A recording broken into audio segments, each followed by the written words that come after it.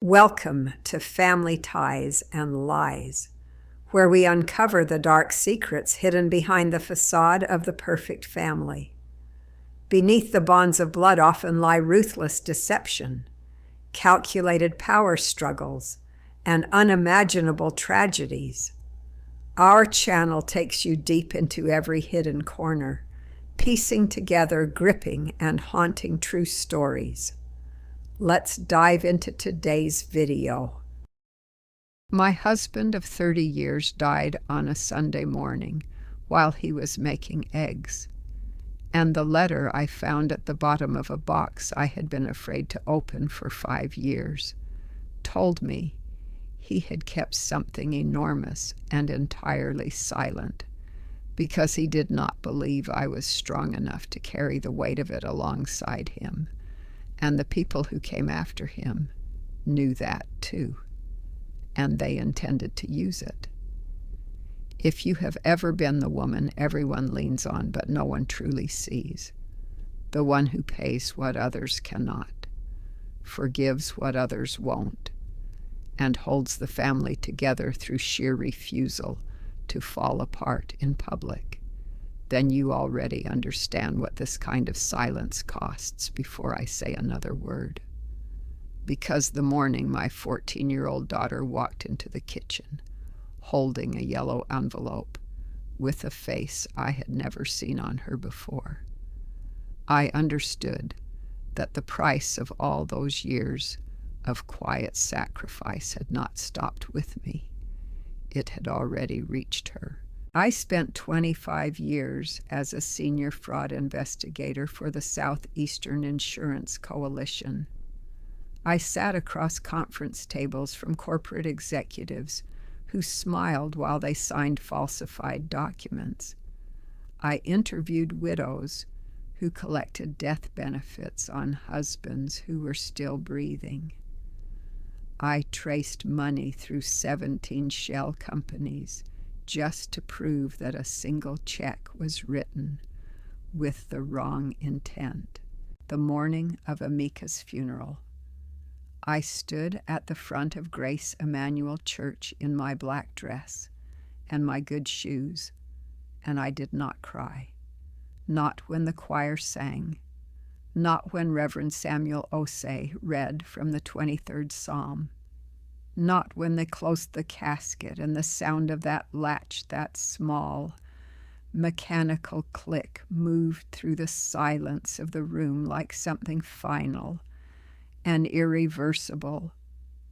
I did not cry because I knew that if I started, I would not stop. My sister Cynthia materialized at my elbow somewhere between the eulogy and the recessional. She was wearing a dress I did not recognize, which meant she had spent money she did not have. I registered this the way I register most things, quietly, without reaction, filing it away. She leaned close to my ear. Her voice was soft, careful, designed to sound like concern. "The funeral home called," she said. "The final bill came in about $4,000 over what you estimated. Darius and I were thinking, since you're handling the estate anyway." I turned and looked at her. Just looked.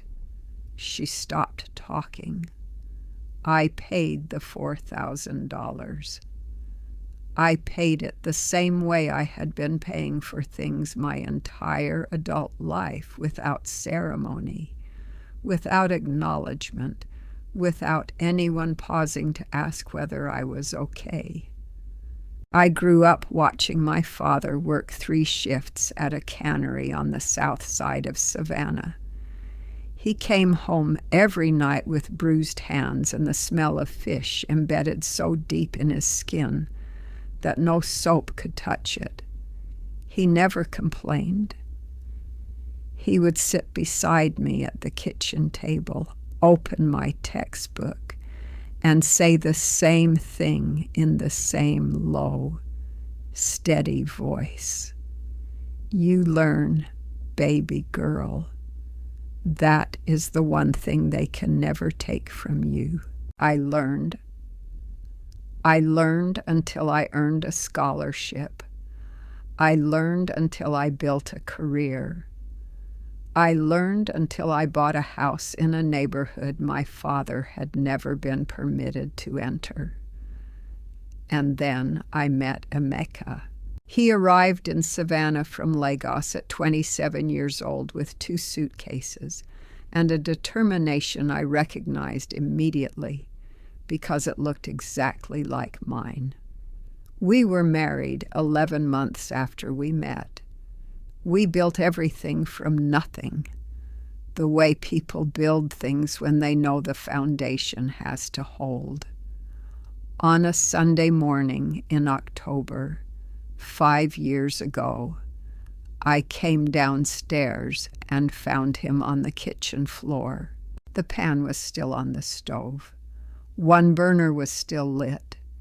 He was on his back with his eyes partially open, and the sound he was making was not a sound I had words for then and do not have words for now. I dropped to my knees on the tile and pressed both hands to his chest and started counting compressions while my phone dialed 911 on the counter above me. I counted out loud. I kept my voice even. I did not stop. Emeka did not survive the ambulance ride to Memorial University Medical Center. I did not cry at the hospital. I did not cry at the funeral. I did not cry for 3 weeks. And by the time I finally did alone on the bathroom floor at 2 a.m, it felt less like grief and more like a structural failure, like something load-bearing had finally given way inside me. Now I wake up every morning in the same house, pour coffee into the same mug, and walk past the bookshelf where a photograph of Emeka and me at Tybee Island has sat for 5 years, taken on our 25th wedding anniversary. Him laughing with his whole face, the afternoon light behind him. Every morning I touch the frame with 2 fingers before I leave. My daughter Naomi is 14 and keeps her feelings somewhere interior and well guarded, behind a face that gives very little away. She got that from me. My sister Cynthia calls twice a month. Her husband Darius runs an events company that has never turned a consistent profit. Between the 2 of them, they have borrowed is their word, $63,000 from me since Emeka died. I have a spreadsheet. They do not know I have a spreadsheet. That was what my life looked like on the 2nd Tuesday in October, when Naomi walked into the kitchen holding a yellow envelope with both hands, her face the color of someone who has just seen something they cannot unsee. She held it out to me without a word. I set down my coffee, and I took it. The envelope was cream-colored and thick, the kind of paper that costs money to produce, which told me immediately that someone had spent money they did not have on something designed to look important. I pulled out the contents and spread them flat on the kitchen counter. It was a flyer, full color, professionally printed, the kind of graphic design work you pay a real agency to produce. At the top, in an elegant gold font against a dark background, were the words, "The Emeka Okafor Legacy Fund." Beneath that, a photograph I had never authorized anyone to use, a photograph of my husband cropped from our community church directory, the one taken 3 years before he died, where he was wearing his gray blazer and smiling in that particular way he had, open and unguarded, like he had no reason in the world to protect himself from anything. Below the photograph, a celebration and community fundraiser. Venue Coastal Garden Event Hall, downtown Savannah. Date the 3rd Saturday of November. Suggested contribution $250 per person. Fundraising goal $40,000. I read it a second time. Slower. I read it the way I read financial documents, not for content alone, but for the shape of what was being claimed, and the distance between that shape and the truth. Then I read it a third time. Naomi had not moved. She was standing on the other side of the counter, watching my face with the careful attention of a child who has spent years learning to read weather patterns in a parent's expression before the storm arrives. "Mom," she said. Her voice was very quiet. "Are they using Daddy's face to make money?" I looked at my daughter. I looked at the flyer. Then I looked past both of them, through the kitchen window, to the small backyard where the sunflowers Emeka had planted along the fence were still standing, brown and dry now that October had arrived. Their heavy heads tilted toward the ground, as though they were listening for something beneath the surface of the earth. I had asked him once why he planted sunflowers when we had no real garden to speak of. He said he liked the way they turned to follow the light. He said everything worthwhile does. I set down my coffee. I did not answer Naomi, not because I did not have an answer, but because the answer required me to say something out loud that I was not ready to make real just yet. "Go get ready for school," I told her. "I'll see you at dinner." She knew better than to push. She took her backpack from the chair and left the kitchen without another word. I waited until I heard her bedroom door close. Then I sat down at the kitchen table, opened my laptop, and went to work. I found the fundraising campaign page in under 2 minutes. It was active, polished, and had already accumulated a substantial number of public donations. I looked at the page administrator credentials. Every platform leaves a trace if you know where to apply pressure. I applied it. 7 minutes later, I had an email address. The account used to register the campaign belonged to my sister Cynthia. I noted this without expression. I wrote it down on the legal pad I keep beside the laptop for exactly this kind of work. Then I followed the linked payment account.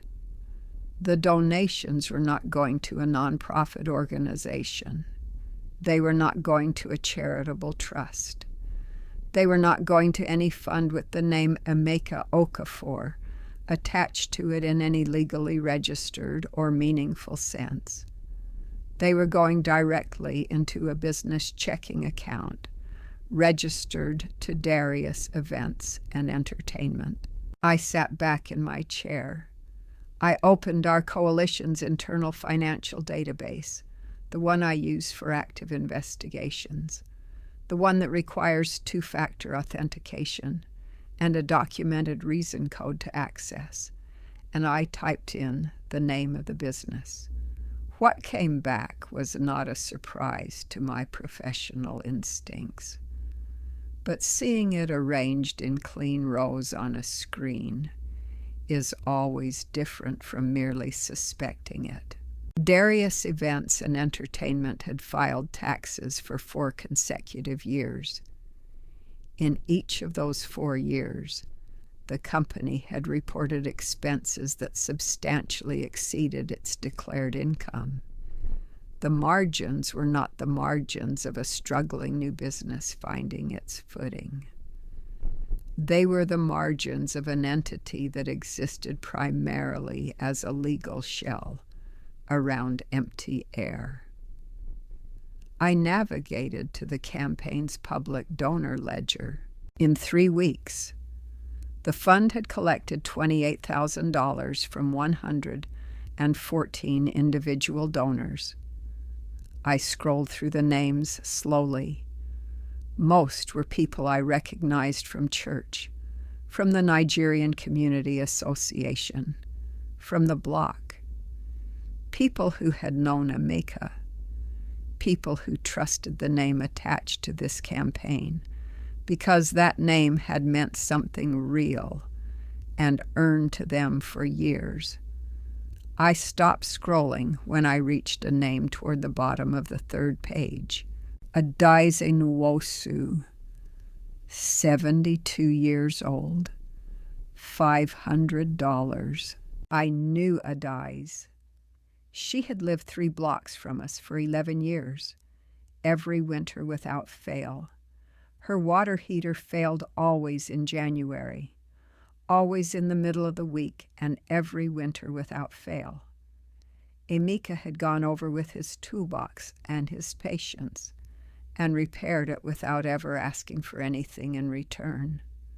After the funeral, she had brought us a pot of jollof rice so large that Naomi and I ate from it for 4 days. She had held my hands on the church steps and told me that my husband was a man who understood what community meant, not as an idea, but as a daily practice. She was 72 years old and living on a fixed retirement income, and she had given $500 to a fund that would route every cent of it directly into my brother-in-law's business account. I closed the donor ledger. I sat with that information for a moment. Outside, a car moved slowly past on the street. The house was quiet in the way houses are quiet when something inside them has just changed permanently. The investigator in me identified the impulse to call Cynthia that instant and set it aside with the same deliberate care I use to set aside any evidence I am not yet ready to deploy. You do not make contact when you are still assembling the case. You make contact when the case is complete, and you are the one holding it. I opened a new document. I labeled it with today's date, and I began to write everything down. The first rule of any investigative interview and a phone call can be an interview, if you know how to run one, is that you never reveal what you already know. You ask questions you have already answered. You listen not for information, but for the architecture of the lie. I called Cynthia the following morning at 8:45. I chose the time deliberately, early enough that she would not have had sufficient coffee to be fully guarded, late enough that she would have already spent the morning checking her phone and anticipating the call.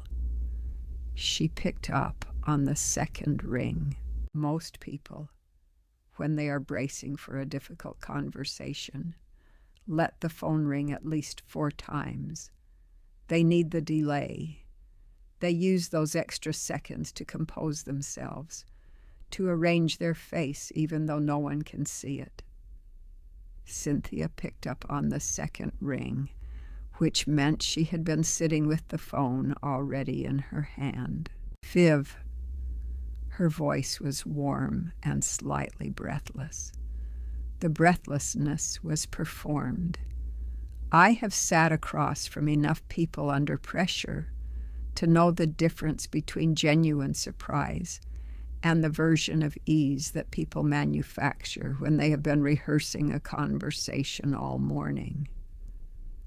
"Hey," I said, "I got something in the mail yesterday, a flyer, something about a tribute for a Mecca." "Oh my gosh, yes." The pitch of her voice lifted on the last word in a way that was slightly too bright. Another data point filed away. "I was literally just about to call you.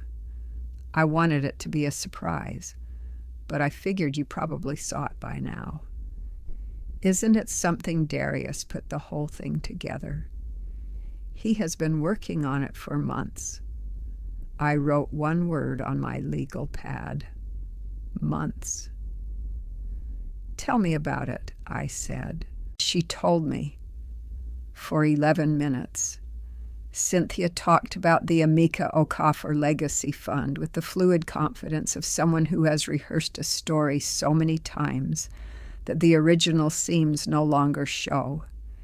It was a community celebration, she said, a scholarship established in his name, an opportunity for the people who had loved him to come together and honor everything he had represented.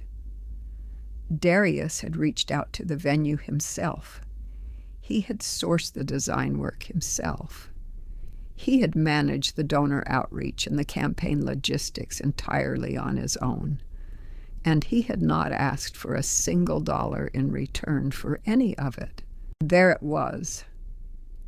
In 25 years of fraud investigation, I have noticed that people who are lying about money tend to volunteer the same assurance unprompted that someone, somewhere, did something entirely for free.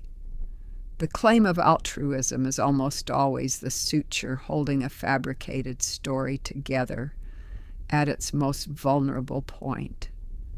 I wrote on the legal pad, volunteered, no fee. Cross-reference payment account registered to business entity. That is incredibly thoughtful of him, I said. I had no idea he had something like this in him. He really does. Her voice softened in a way that sounded almost genuine, which told me something important. She believed some version of what she was saying. That was the most useful data point of the entire call.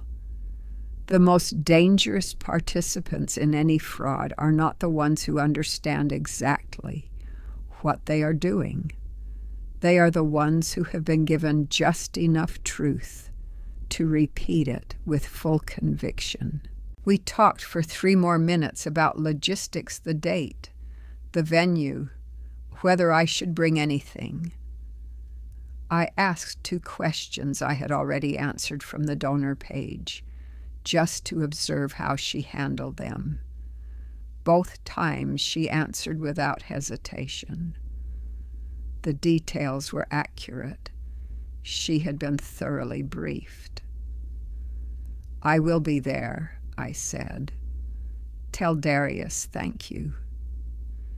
"He will be so glad to hear that," she said. She hung up first. I sat and held the silence that followed. When people successfully navigate a conversation they have been dreading, there is a specific quality to the way they end it, a small acceleration, an exhale of relief compressed into the fraction of a second before the line goes dead. I heard hers clearly, even through the disconnect. I refilled my coffee. Then I went back to work. That evening, I logged into the coalition's internal financial database and pulled up the complete insurance history connected to Darius events and entertainment. The system returned 3 active claim files, all opened within the past 18 months. The first was a corporate event liability claim filed 14 months ago. A client event had been canceled. Darius had reported due to unavoidable vendor failure. The carrier had paid out $22,000.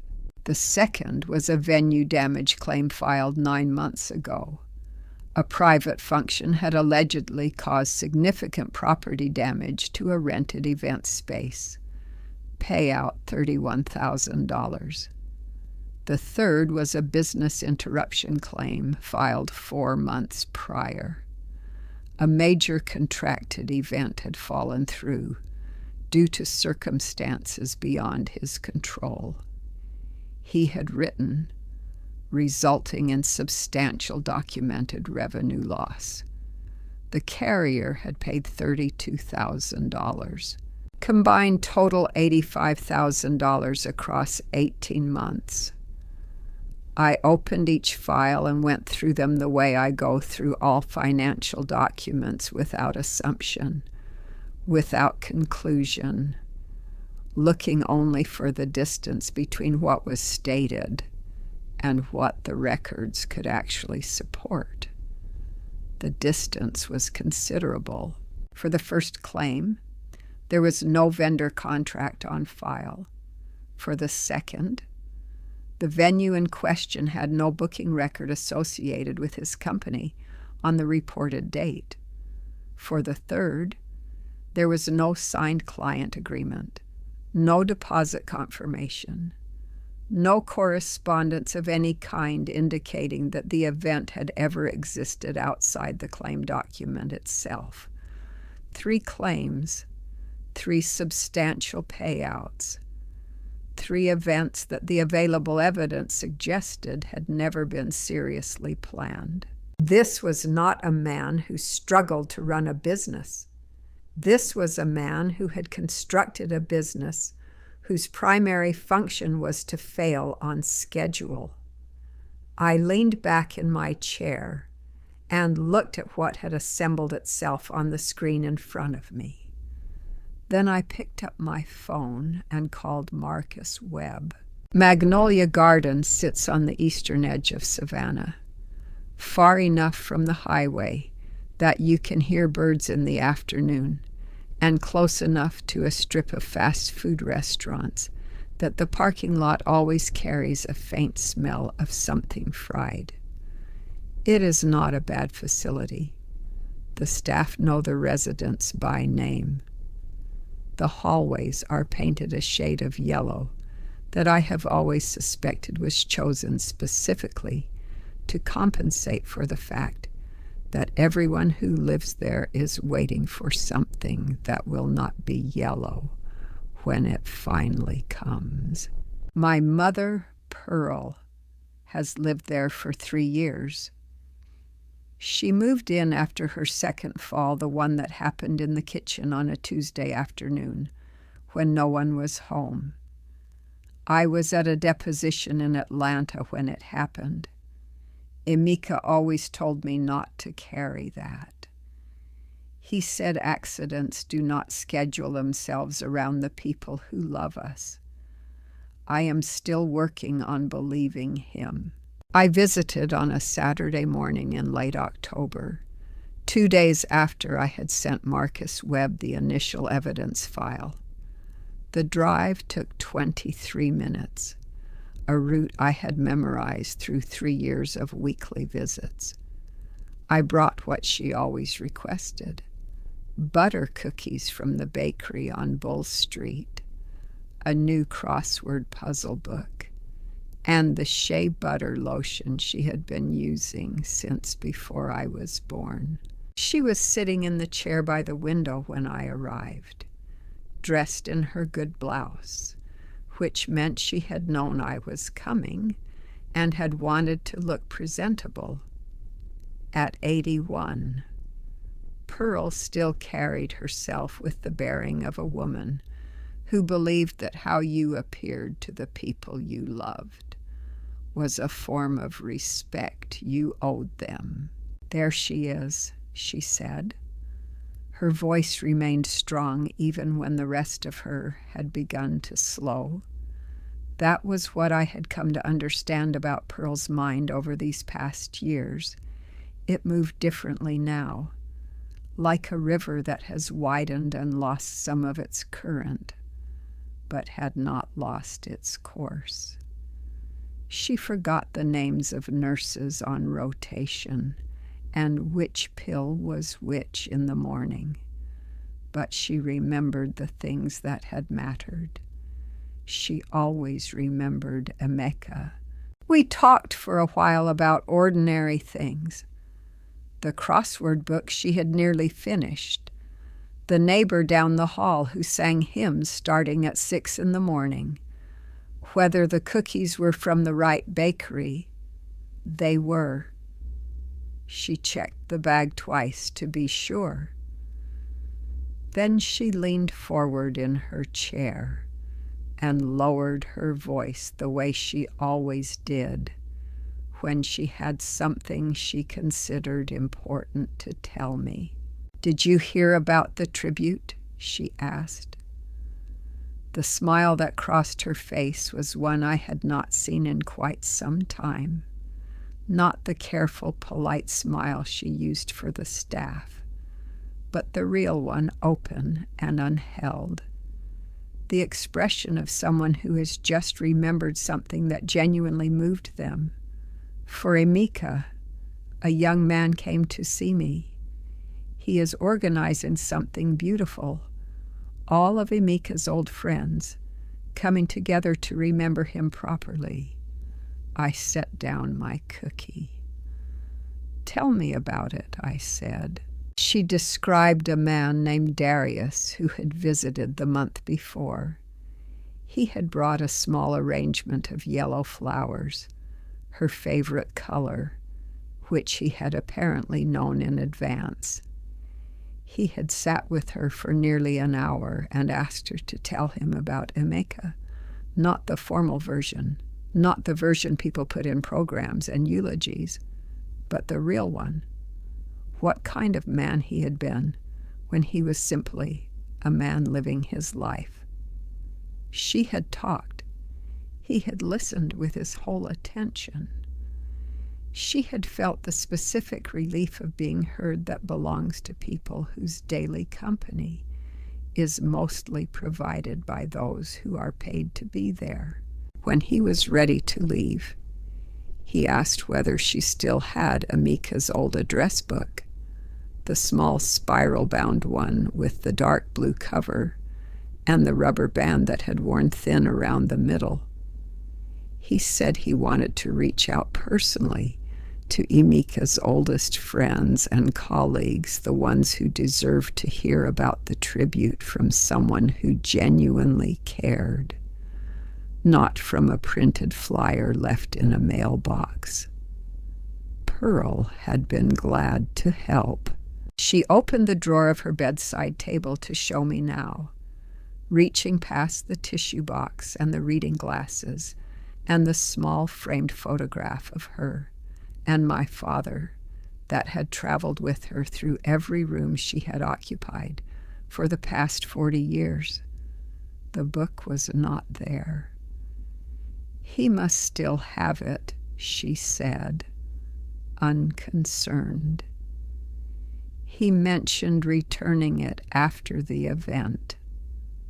I looked at the empty space in the drawer where it had been. 30 years. That address book represented 30 years of Emeka's life in this city, written in his careful and unhurried handwriting, updated every January 1st without fail, organized by a man who believed that keeping track of people was one of the more important things a person could do with their time. Every colleague, every neighbor, every friend from the community association and from the church and from the quiet accumulated years of a life well built. I had teased him about it once. I told him he was the last person alive still maintaining a paper address book. He said he liked having something he could hold in his hands. Darius had spent an hour making my mother feel seen and valued, and walked out of this building carrying the most complete record of our community's private contacts that existed anywhere outside my own memory. I stayed another 40 minutes. I helped Pearl with 3 crossword entries. I finished my cookie. I told her the tribute sounded truly wonderful and that I was looking forward to attending. When I reached my car, I did not start the engine. I opened the donor ledger on my phone and scrolled slowly through the entries. I had not yet examined section by section. Near the middle of the second page, in a cluster of familiar names, Pearl Vivian Okafor, $300, donated 11 days ago. My mother was 81 years old. She lived on a fixed monthly income. She had given Darius a full third of 1 month's income because a man had brought her yellow flowers, sat across from her for an hour, and asked her about the son-in-law she had loved. I set the phone face down on the passenger seat. I placed both hands on the steering wheel. I looked at the yellow wall of Magnolia Gardens through the windshield, and I stayed very still for a long time. There is a particular skill that fraud investigators develop over years of working cases that never fully leave the office when you do the ability to hold 2 realities simultaneously without allowing either one to bleed into the other. The professional face and the working mind. The conversation happening on the surface and the analysis running quietly underneath it. You learn to partition yourself with precision. You learn to smile at the right moments and to keep your eyes moving for information, even when your expression has gone entirely still. I had been doing this for 25 years. I was very good at it. For 3 weeks after the visit to Magnolia Gardens, I lived in 2 separate rooms of myself at once. During the day, I went to work. I attended the Tuesday morning case review meetings and contributed useful observations about the files we had open. I answered emails promptly. I reviewed 3 audit reports and submitted 2 of them ahead of schedule. I had coffee with my colleague Dorinda, who brought something baked every Thursday without exception, and I complimented her correctly on the lemon pound cake without tasting very much of it. My senior partner stopped by my desk one afternoon and told me that my quarterly submission was the cleanest he had seen from anyone on the floor all year. I thanked him with what I understood to be the appropriate level of warmth. No one knew. That is the other thing fraud investigation teaches you, slowly and without announcing itself, how profoundly isolating knowledge can be when you are the only one carrying it. In the evenings, after I had made dinner and sat with Naomi while she worked through her homework and kissed her forehead when she went to bed, I went into the small office off the hallway and closed the door and worked. The evidence file had been growing steadily since the morning after the yellow flyer arrived. It was now several dozen pages long, organized the way I organize all investigative materials, chronologically within categories, with a summary index at the front designed to be handed to a federal attorney and read clearly without additional context. I updated it every night.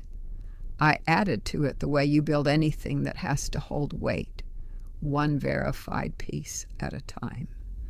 Never ahead of the evidence, never behind it. I continued calling Cynthia twice a week throughout those 3 weeks. These calls had become, in their way, the most precise work I did during that entire period. I asked about the catering arrangements and listened to how she described them. I asked whether the program order had been finalized and noted which details she offered immediately and which ones required a small, brief pause before arriving. I suggested additional names for the guest list people from the community association, a few retired colleagues of Emeka's who had not yet received invitations. I was not being generous. I was building an audience. Every name I added to that list was someone I knew and trusted, someone whose presence at Coastal Garden on the evening of the event would mean there were eyes in the room that Darius and Cynthia had not anticipated and could not manage. I did not yet know precisely how the evening would unfold, but I understood that whatever happened, it would need witnesses. Cynthia received each suggestion with what sounded like genuine enthusiasm. She thanked me each time. She told Darius, and Darius sent a brief message to my phone. Looking forward to seeing you there. Viv. I noted it. I moved on. The formal evidence submission to Marcus Webb happened on a Wednesday evening in the 3rd week.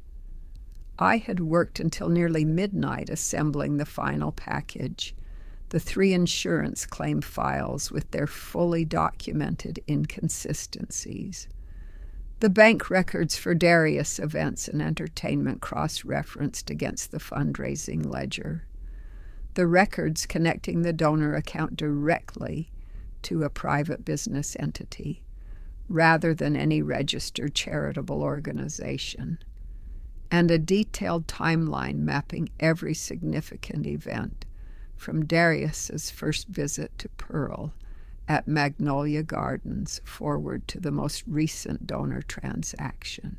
I sent the package through the secure interagency channel with a summary brief attached that I had drafted and rewritten 4 times to ensure it was precise without being leading. A brief that read like a brief, not like a grievance. Marcus called the following morning at 7:55, before I had finished my first cup of coffee. "Vivian," he said. He had known me for 18 years, and he used my full name at the opening of a sentence only when he was about to say something that needed the weight of it. "This is federal territory, wire fraud, elder financial exploitation, coordinated deception of donors across state lines. We can move on this. I need a few days to prepare the warrant language correctly." I told him to take the time he needed. I was not going anywhere. After the call, I sat at the kitchen table and looked out at the backyard. The sunflowers had gone entirely brown in the October cold. The stalks were rigid now, and the heavy heads had dropped so low they were nearly resting against the fence. There was something in the stubborn way they were still upright, still standing through all of it. Emeka had been like that. He did not bend easily when there was something worth holding. That evening, while I was making a final pass through the evidence file, my phone lit up on the desk beside me. A text from Darius's number. He wrote, "Viv, I just wanted you to know what you're doing, showing up for this family, supporting what we're building in Emeka's memory. He would be so proud of you." I read it once. I set the phone down. I picked it up and read it a second time. He would be so proud of you."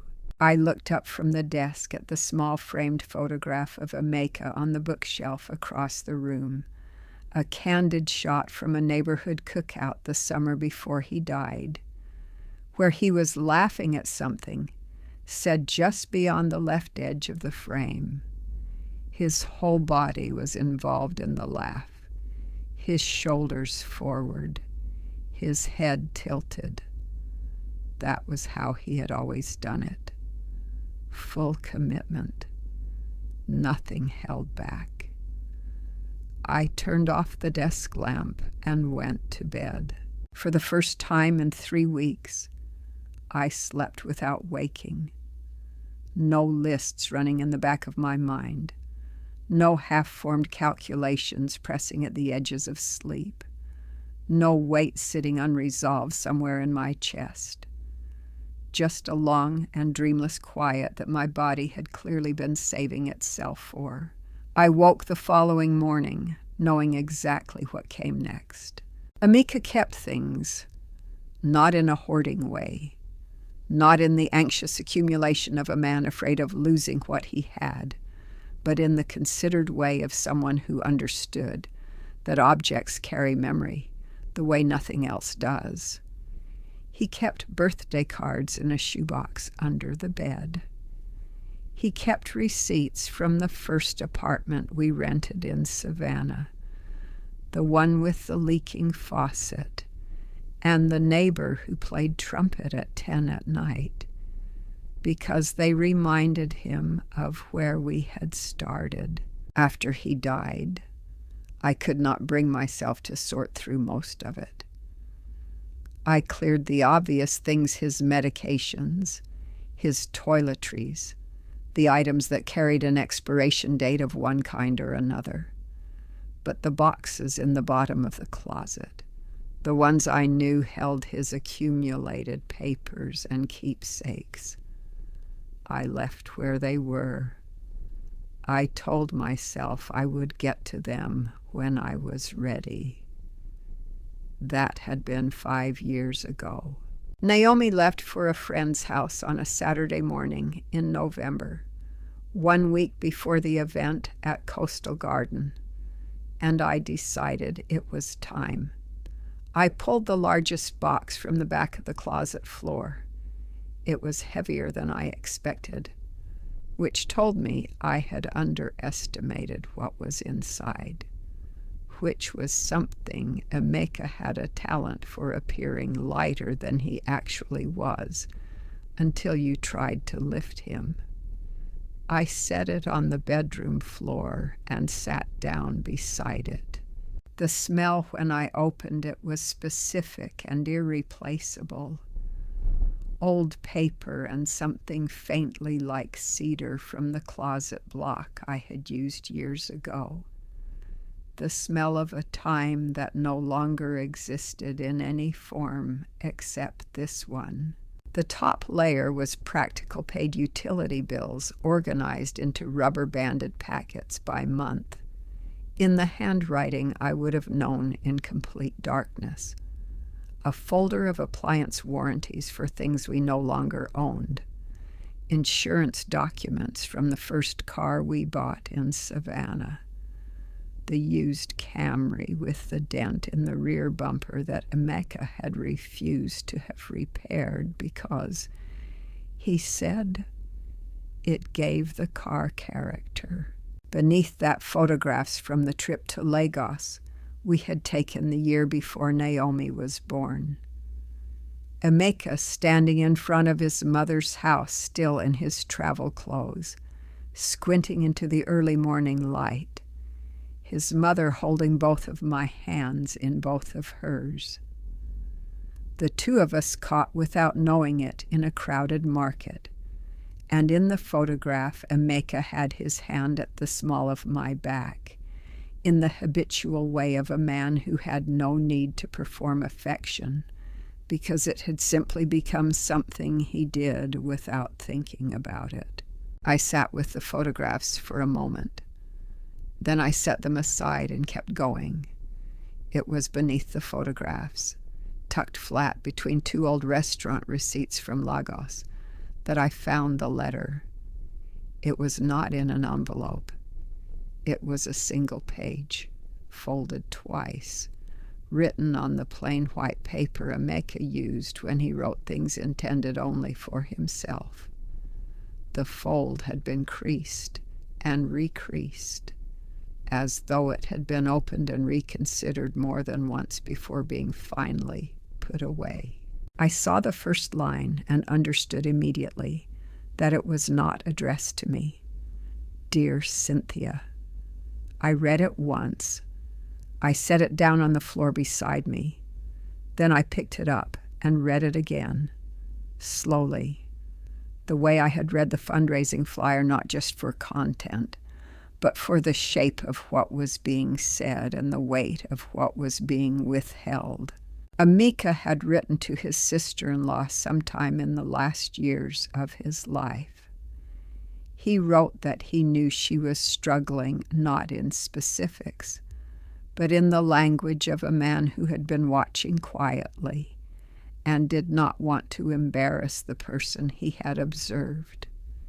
He wrote that he could not speak to Vivian directly about it, because Vivian operated by a set of principles that were, he said, one of the things he had always loved most about her, but that those same principles would make it difficult for her to respond to need in the way that need sometimes required. He wrote that he was not asking Cynthia to do anything. He was simply saying that if the time came when she truly needed help, he hoped Vivian would find a way to be the version of herself that could give it. It was not a directive. It was not authorization or permission or a document of any kind. It was a private hope, written by a man who loved two women in two different ways and had not been able to reconcile those loves inside a single honest conversation while he was still alive. I sat on the bedroom floor with that for a while. Cynthia had been in this house after the funeral. She had helped sort through the kitchen the way people do when they want to be useful and cannot locate a better form for the impulse. She would have been in this room. She would have gone through this box. She had found this letter. She had read it. She had replaced it where she found it. And then she had carried its meaning forward, not the paper itself, but the interpretation she had chosen to assign it, as though a private hope expressed by a dead man were the same as permission granted in advance for everything that followed. Cynthia had not invented her justification from nothing. She had taken something real, a letter that existed, a sentiment Emeka had genuinely felt, and stretched it until it covered the shape of what she already wanted to do. That is a specific kind of dishonesty. It is harder to argue against than a simple lie because it contains a true thing at its center. And the person holding it can always point to that center and say, "You see, I did not fabricate this." He believed in her capacity for kindness. I was simply relying on it. I looked at the letter. I looked at the Lagos photograph spread across the bedroom floor. The question that stayed in the room with me had no clean answer. Does it matter? When the harm is the same, whether the person causing it genuinely believed they had been given the right. I folded the letter back along its original creases. I placed it carefully on top of everything else in the box. Then I went to make coffee and brought it back to the desk. I opened my laptop, and for the first time since the day he died, I typed in Emeka's email password. There is something specific about entering the email inbox of someone who has been dead for 5 years. The account exists in exactly the state it was in the last morning they used it, which means it is simultaneously a record of a living person and a monument to the moment they stopped. Emeka's inbox had accumulated over 400 unread messages since the kitchen floor. Most were automated notifications, but near the top was a message from a former colleague who had not yet heard the news, sent 3 days after Emeka's death, asking if he wanted to grab lunch that Friday. I sat with that for a moment. Then I moved past it. I typed Cynthia's name into the search bar and waited. What came back was not what I had expected, not because there was nothing, but because of how much there was and how far back it went. 41 emails spanning 3 years. The thread had begun longer ago than I had calculated, and it was longer than I had prepared myself to read. I started at the beginning. The first email was from Cynthia to Emeka, written on a Thursday evening in late autumn, 3 years before he died. The language was careful and embarrassed in the particular way people write when they need something large from someone they love and cannot find a graceful entry point into the asking. Darius's business was in serious trouble. A major client had canceled. The resulting shortfall was going to be difficult to survive without help. She did not use the word desperate, but her sentence structure was built around it in a way she could not entirely hide. Emeka's reply came the following morning. 11 lines. He told her not to worry. He told her he would arrange the transfer. He told her to give him a few days. He did not mention my name once. I moved through the thread methodically. 3 months after the first transfer, Cynthia wrote to thank him. Her gratitude was genuine and detailed. She wrote that the business had stabilized, that Darius had steadied himself, that she was sorry to have asked and grateful beyond what she could properly say. 14 months after that, she wrote again. The second request was shorter and more efficient, written by someone who had learned that the asking was possible. $12,000. A different problem. The same careful language. Emeka's reply that same evening handled. He still did not mention me. Midway through the thread, I found the email that explained everything. It was addressed to Cynthia, but had the quality of something written first for himself, the way people redirect things they have drafted in private, and then can no longer carry alone. Emeka wrote that he understood what he was doing was a form of dishonesty. He said that plainly, without softening it or asking for understanding he had not earned. He wrote that he had come close to telling Vivian more than once, but that every time he constructed the conversation in his mind, it ended the same way. She would be placed between her principles and her love for her sister. Whichever way she moved, she would carry the damage of the choice for the rest of her life. He had decided he would rather carry it himself. Then he wrote, and I read this particular sentence 3 times. I am not keeping this from her because I do not trust her.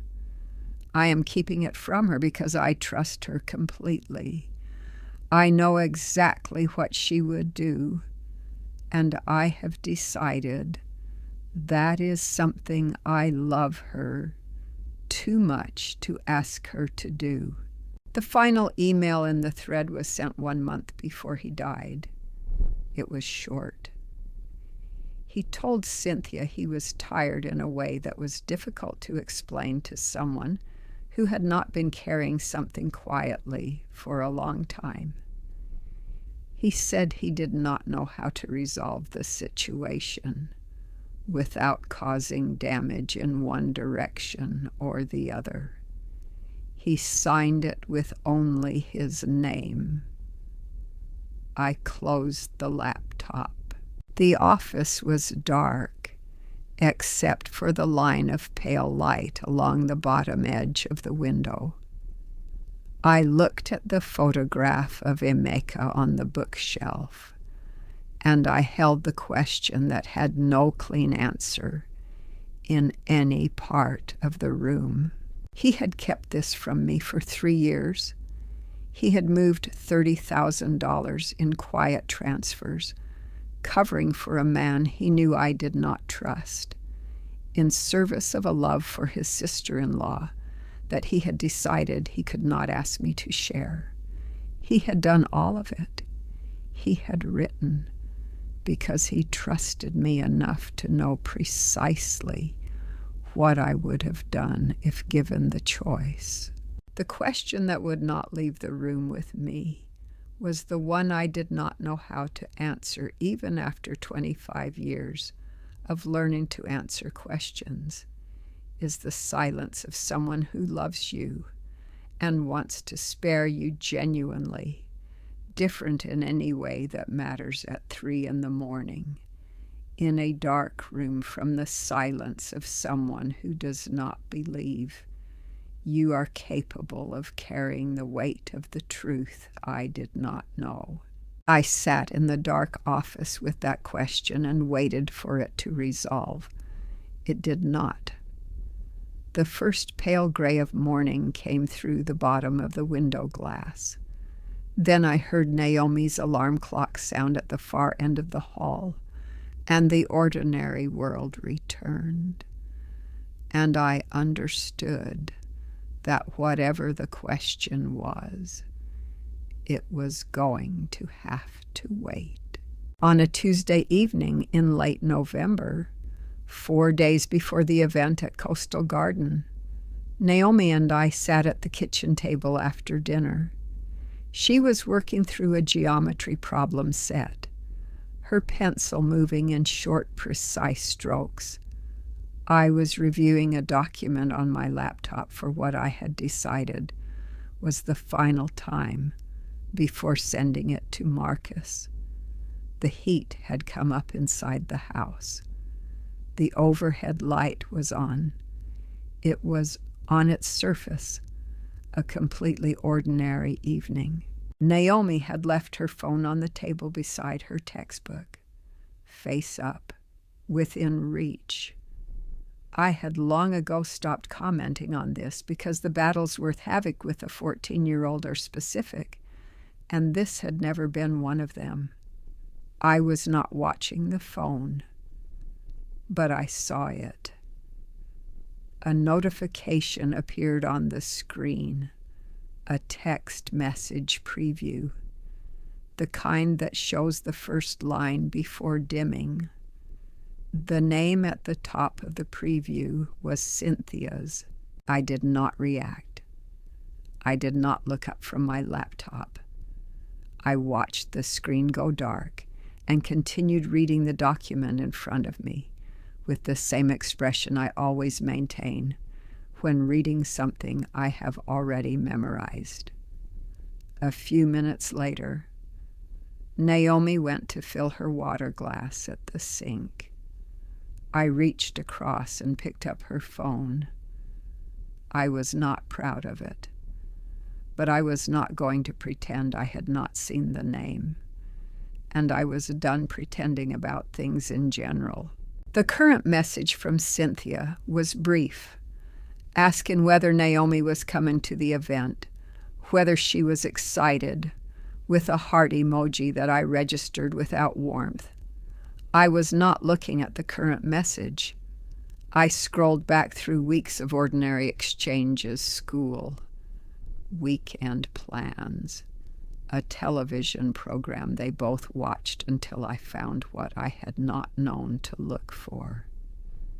3 weeks before the yellow flyer arrived in our mailbox. Cynthia had written to my daughter about the tribute. She had called it a surprise for her mother.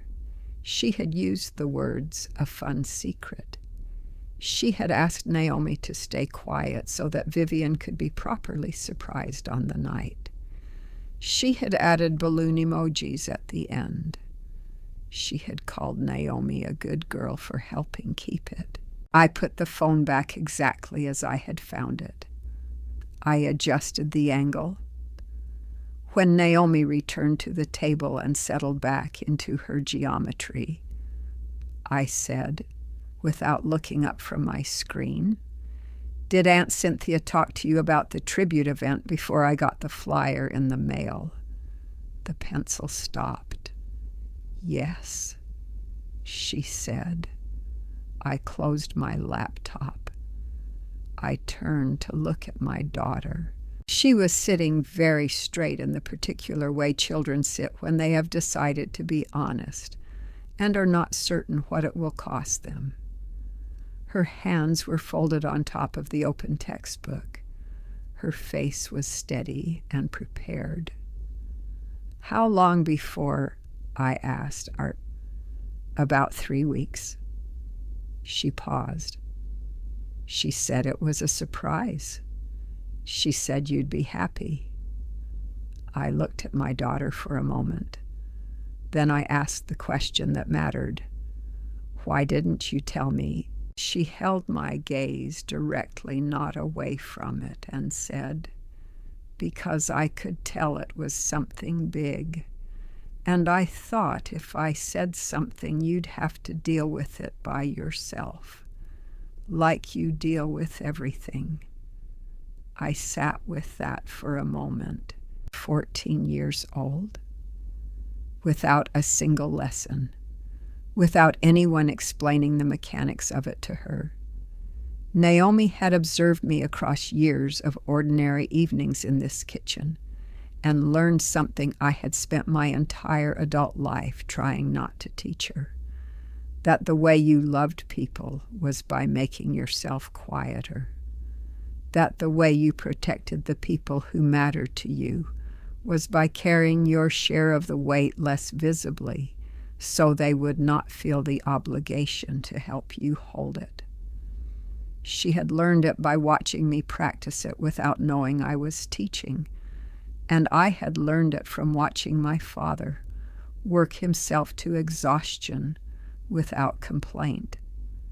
And somewhere back along a line I could not see the end of, someone had first concluded that silence and strength were the same thing. They were not the same thing.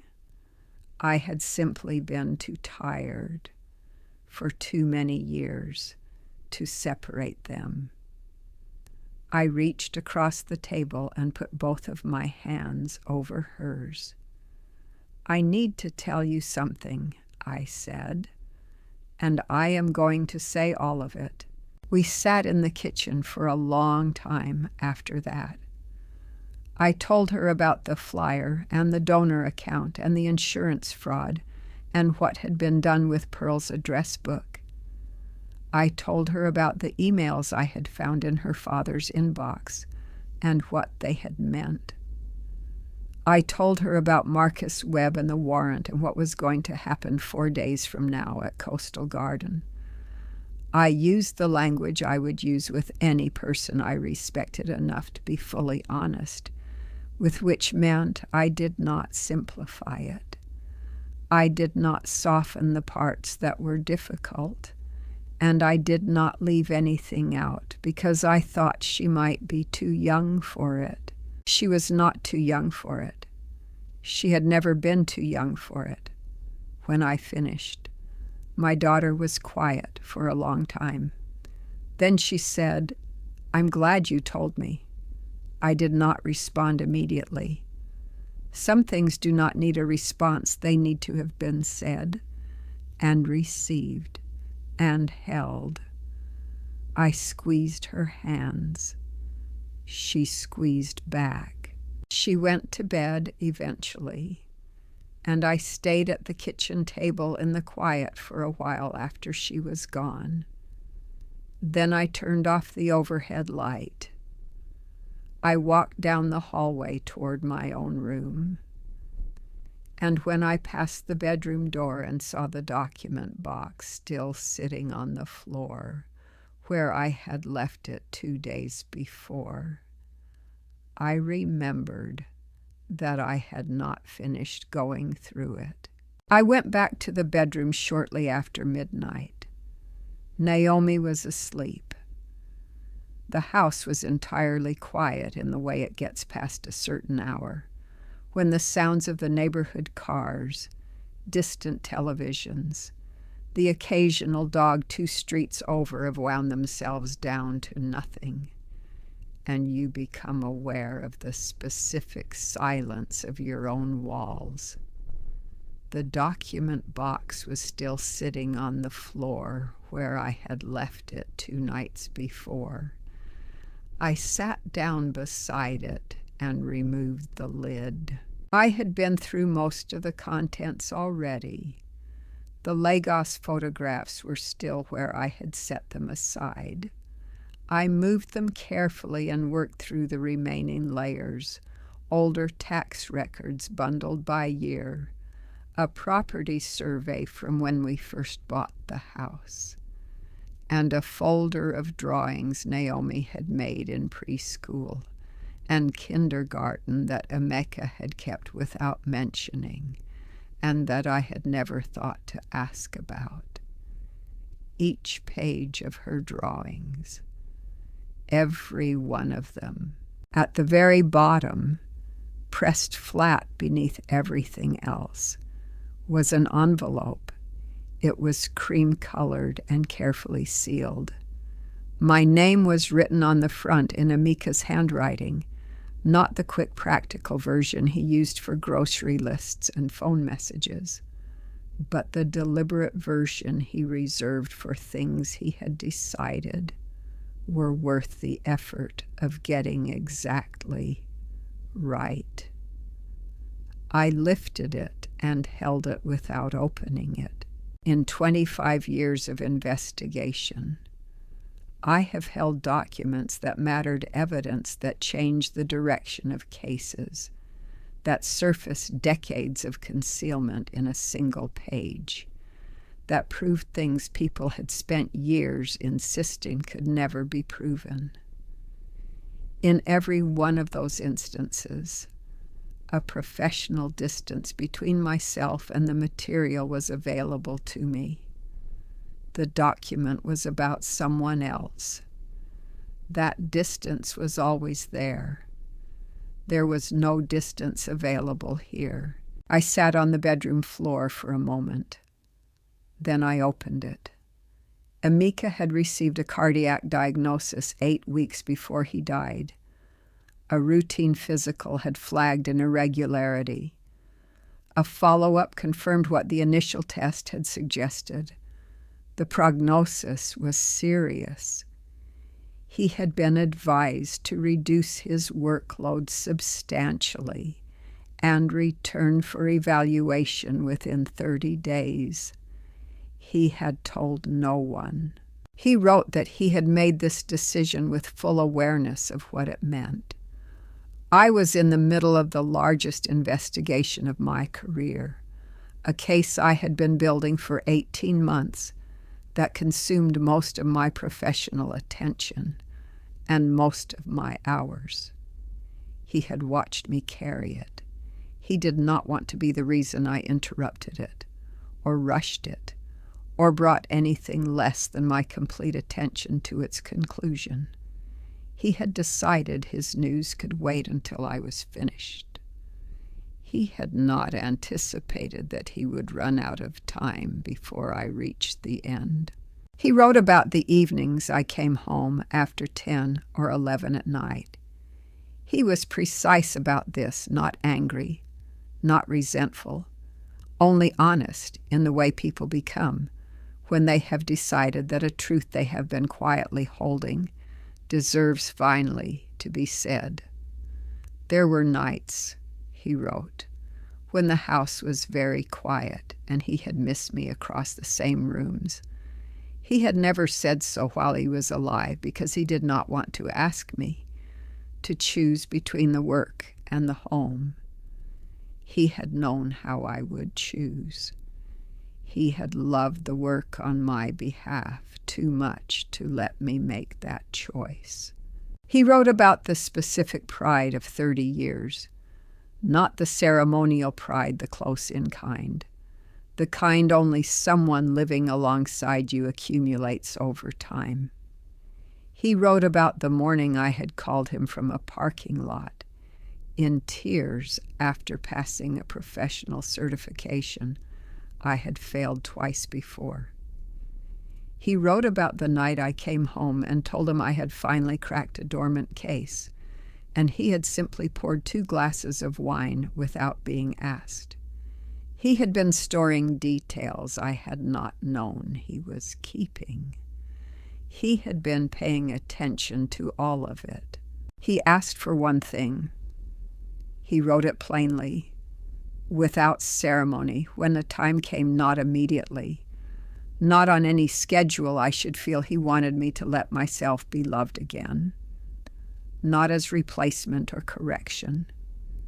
Because, he wrote, you have more to give than one life will hold.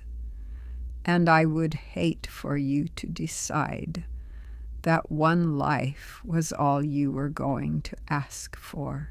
The final sentence was, you always thought I was the one holding you up. But the truth is, you were the one who kept me standing all along. I folded the letter once. I placed it on the floor beside me. Then I cried. Not the way I had cried alone in the bathroom 3 weeks after the funeral. Not that particular breaking apart of something that had been structural and load-bearing for too long. This was different.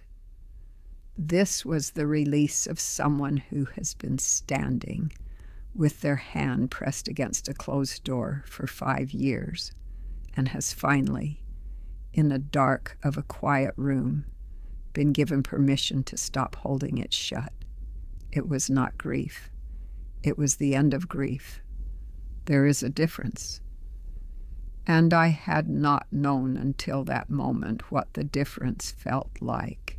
I sat on the floor until it passed. Then I got up.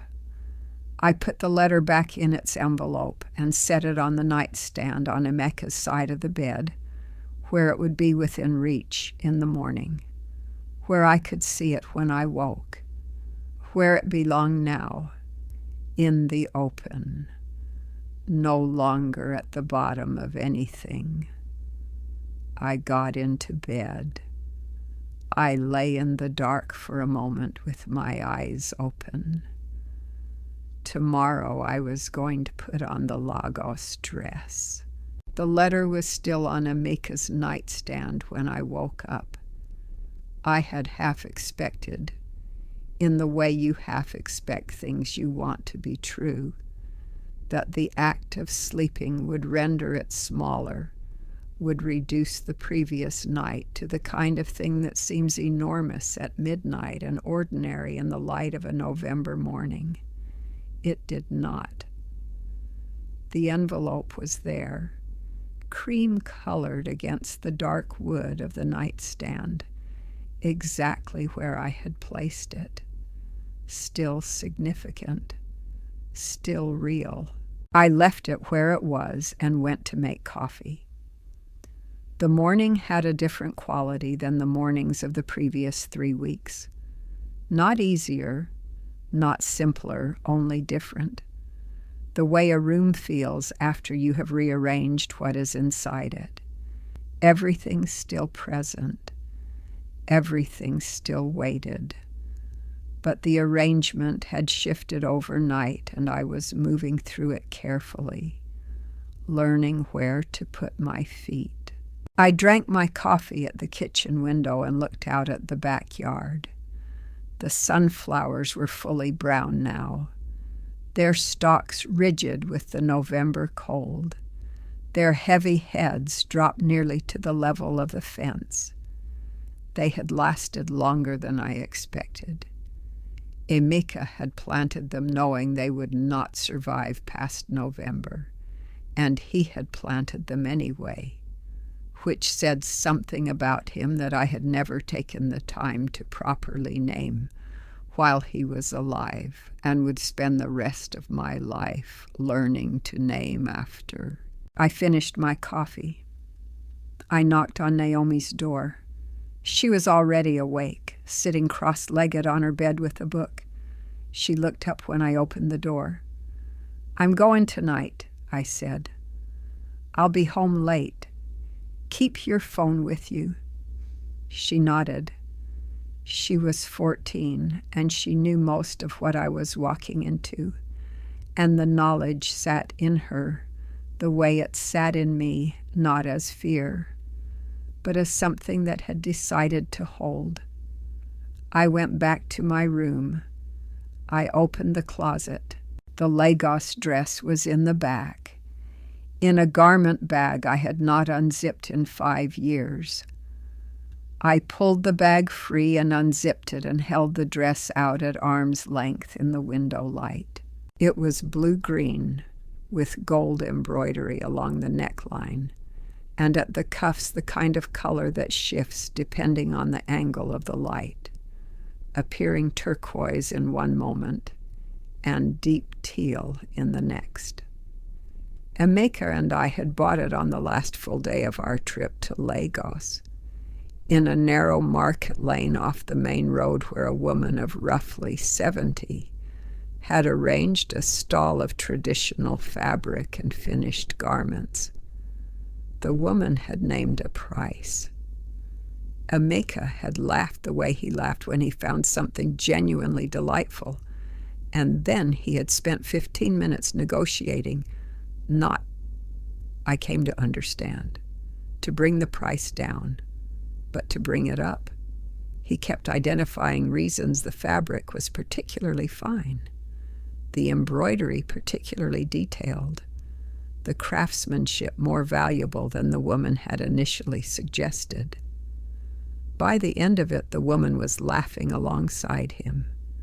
The price had gone up rather than down.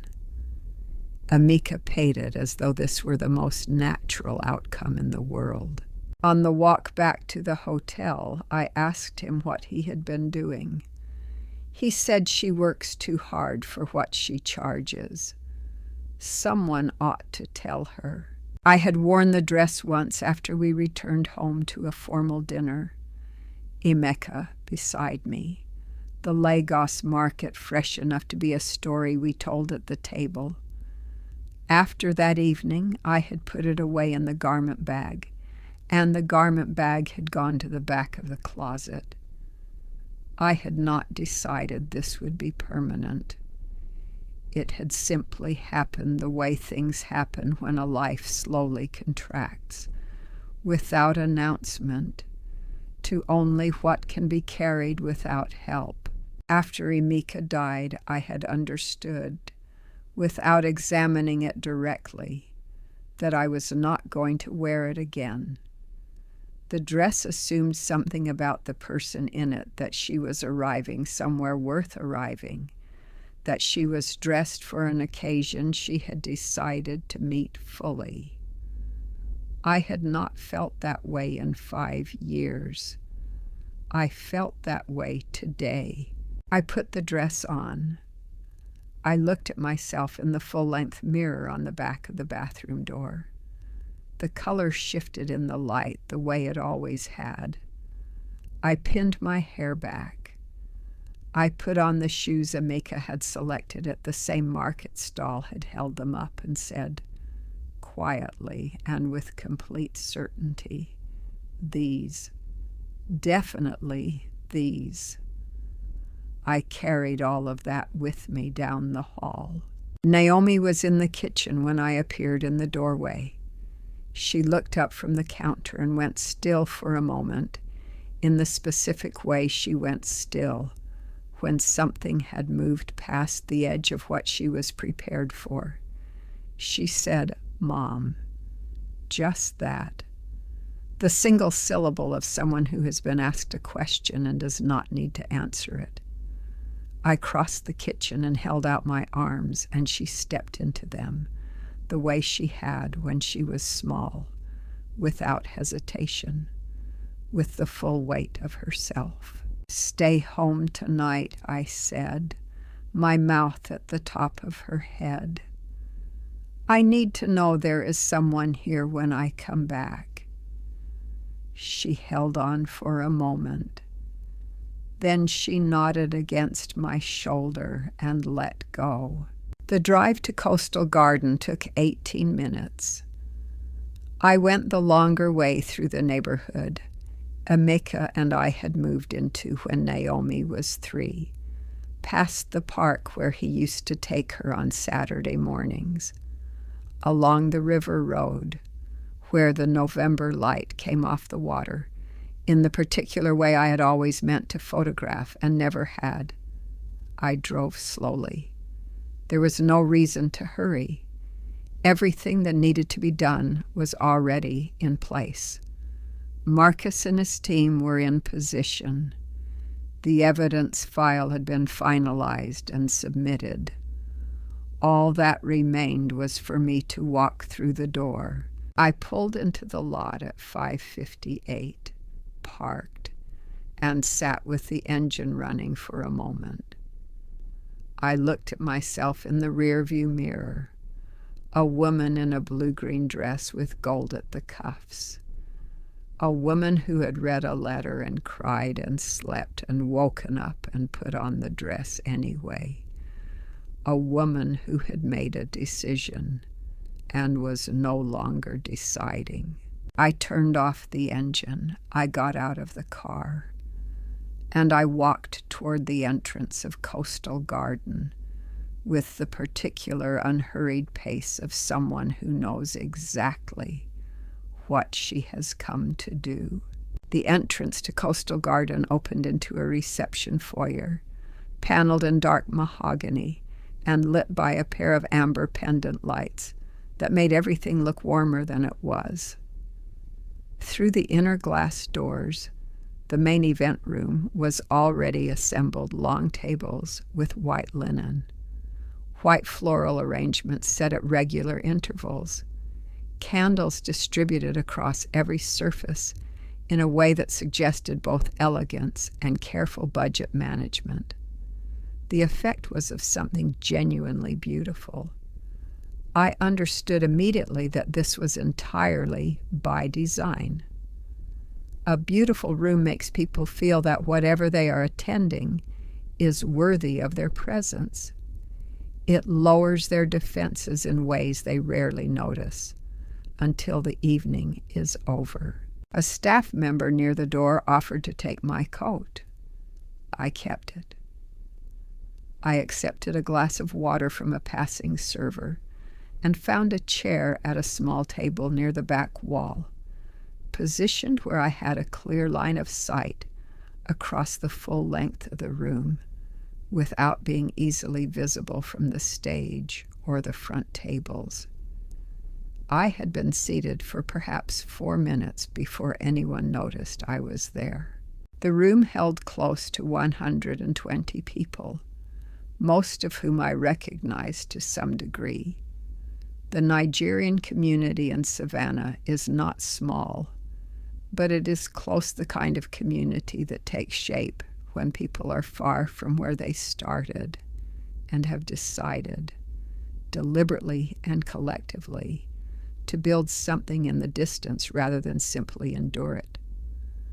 There were faces from our church, from the community association functions Ameka had attended, with genuine enthusiasm for 30 years, from the block and from the neighborhood and from the parallel world of school pickups and Saturday markets that had formed around Naomi's childhood.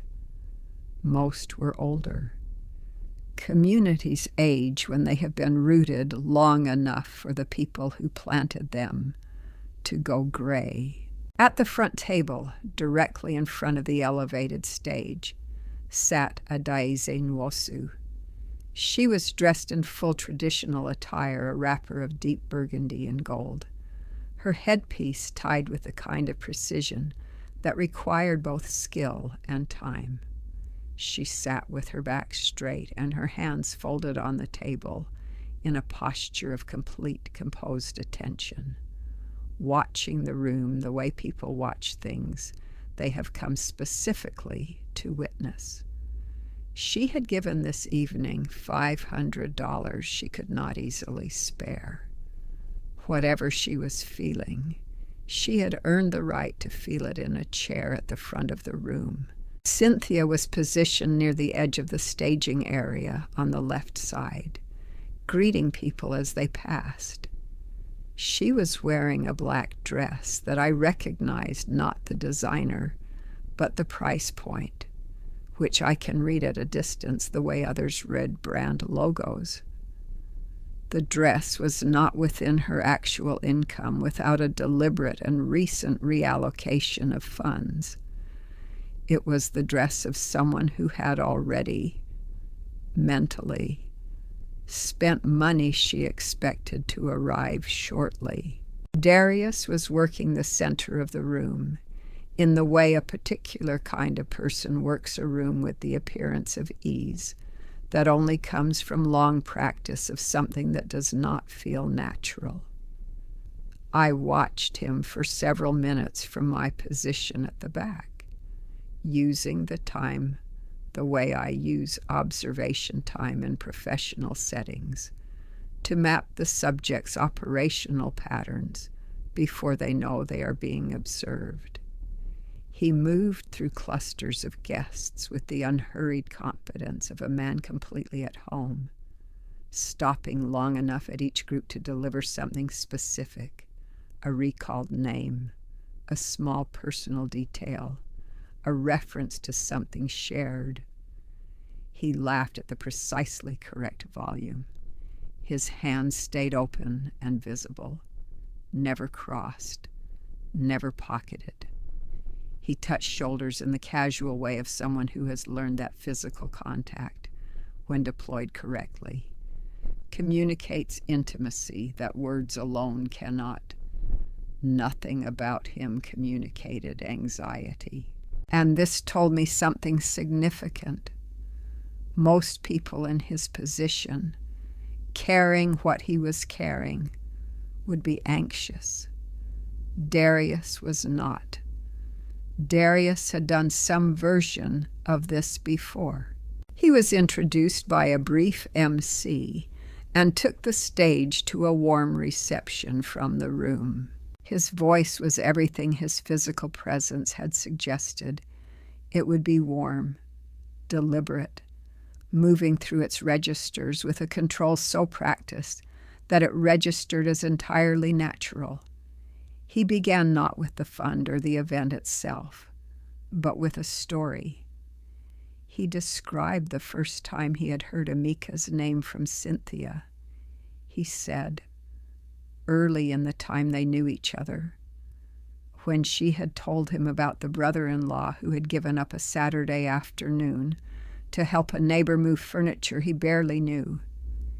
He said he had understood, from that single story, the kind of man Emeka Okafor had been. Some people, he said, are defined by what they choose to do when no one is watching. Emeka had been one of those people. It was a well-constructed story. The details were plausible. The pacing was exactly right, the pause in the right place, the drop in volume at exactly the moment it would land with the most weight. I was also nearly certain that he had built it from fragments Cynthia had given him over weeks or months of conversation, assembled and smoothed at the edges until it had the shape of a first-hand memory he had never actually lived. He spoke for 7 minutes in total. He described Emeka's relationship to this community, his generosity, the way people spoke of him at occasions like this one. He spoke about legacy and about what was owed to those who had shaped us. The room listened with the attentive silence of people who believe they are in the presence of something true. At his signal, the projection screen at the back of the stage lit with the logo of the Emeka Okafor Legacy Fund, designed cleanly. Emeka's name in a serif font beneath the image of a single sunflower, rendered in gold line work. In the front row, Adaeze Nwosu reached into her bag, removed a folded tissue, and pressed it carefully to the corner of one eye. I set my water glass down on the table across the room. Darius had paused his speech and let his gaze travel out over the assembled faces. When it reached mine, something moved briefly through his expression: surprise, then recognition, then the rapid recalibration of a performer who has just found an unexpected element in his audience. He extended one hand in my direction, open and welcoming, and addressed the room. "I believe," he said, "that Emeka's family is with us tonight." I stood up. The chair made a small sound against the floor as I pushed it back, and 2 people at the nearest table turned to look.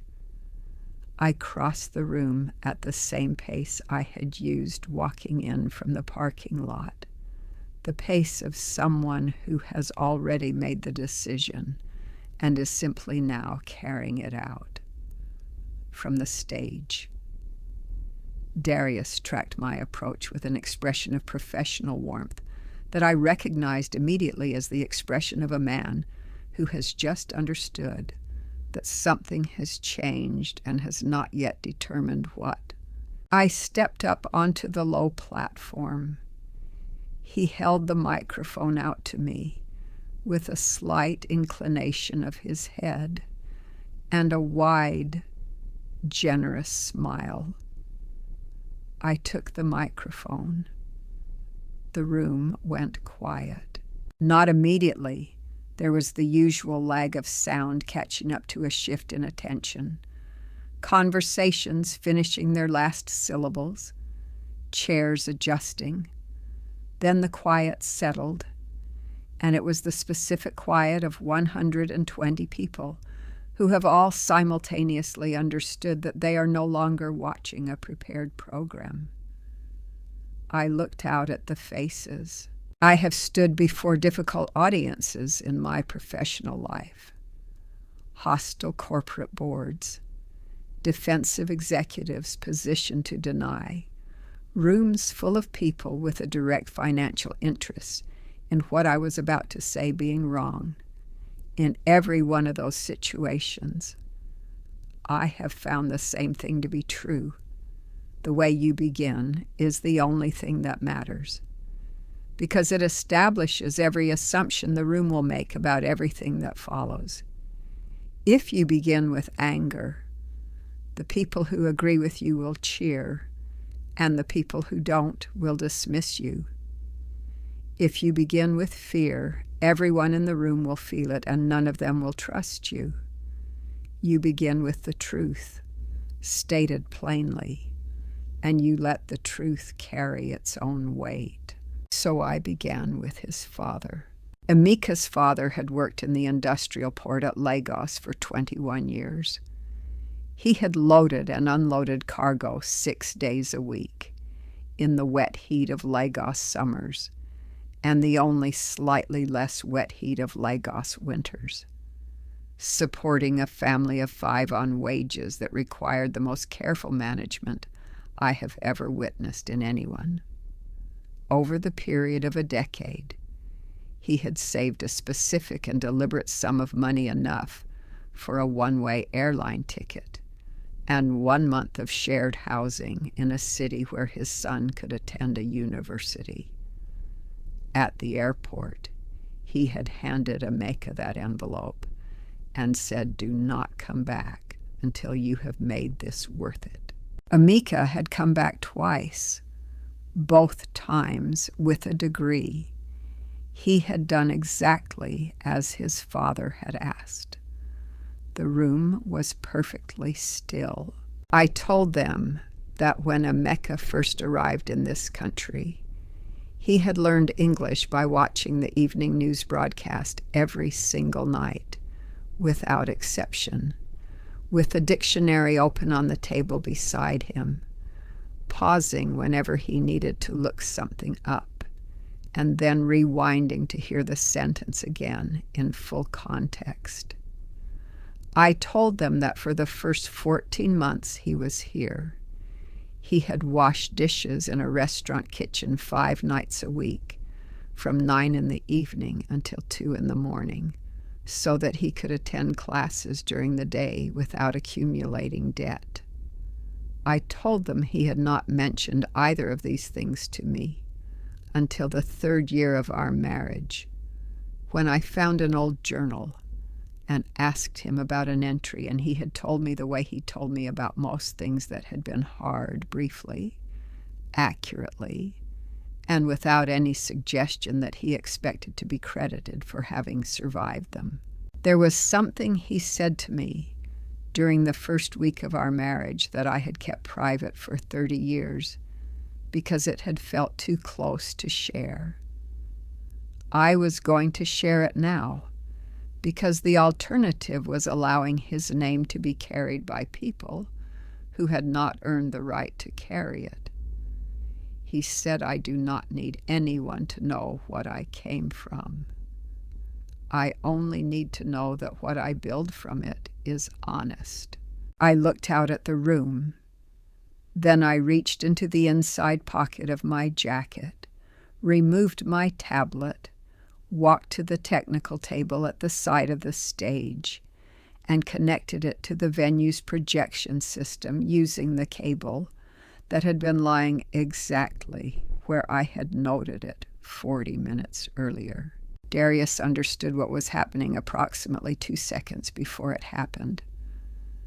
I watched the shift move through him, the professional warmth departing in a single beat, the jaw setting, one hand beginning a motion toward the technical table that stopped itself because there was nothing he could do that would not be fully visible to every person in the room. The screen behind me lit up. The first slide was a bank statement. The account name at the top of the document was the Emeka Okafor Legacy Fund. Below the name was an itemized ledger of incoming donations, 114 of them, from the people in this room and others like them, and below that, clearly and completely, was the record of where every donated dollar had been transferred: to Darius Events and Entertainment, to a private business checking account registered to the man currently standing 12 feet away from me on this stage. The second slide was the insurance claim record, 3 files. 14 months ago, 9 months ago, 4 months ago, documented losses for events that had never been scheduled against assets that had never existed, $85,000 in total paid out by carriers who had believed the paperwork. The third slide was the donor ledger from the fundraising campaign. I had formatted it cleanly, names in one column, amounts in the next. The font large enough for the people in the back rows to read without difficulty. Near the middle of the list, Adaizi Nwosu, $500. Near the bottom, Pearl Vivienne Okafor, $300. The room did not gasp. It did something quieter and more final than a gasp. It stopped. The silence held for what felt like a long time, but was probably less than 5 seconds. Then Darius moved. He did not run. Running would have been an admission. Instead, he walked quickly, with the specific aggression of a man who has decided that forward motion is still possible, that if he can reach the projection table and sever the connection between my tablet and the screen, he can reframe what the room just witnessed as a technical error, a family dispute that escalated inappropriately, a troubled relative acting out grief. He had used versions of that frame before. He had used it on Cynthia, on my mother, on every person in this room who had been generous enough to trust the presentation over the substance. He had covered 4 steps when the main doors opened. There were 3 of them, and they moved with the particular unhurried authority of people who know the situation is already resolved. Marcus Webb was in the center, in a dark jacket with the gold badge clipped to his belt, where it would be immediately visible to the room. The 2 agents flanking him were younger and positioned slightly behind. None of them were in tactical gear. This was not a raid. It was an arrival. Marcus raised one hand, palm out, toward the room. "Please remain where you are," he said. "The way you say something that requires no particular emphasis because the weight of the moment provides it. This will be brief." The room, already very still, became something beyond stillness. There are degrees of silence. This was the kind where you become aware of your own breathing. The 2 agents crossed to where Darius had stopped, approximately 8 feet from where I was standing near the projection equipment. He had halted the moment the doors opened, and he had not moved since.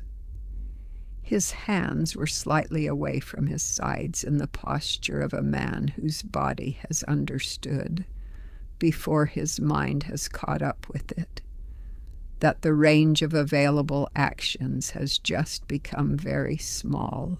One of the agents produced a document from his jacket and read from it at a measured, deliberate pace, the pace of something being read for the record, with each word intended to be distinct.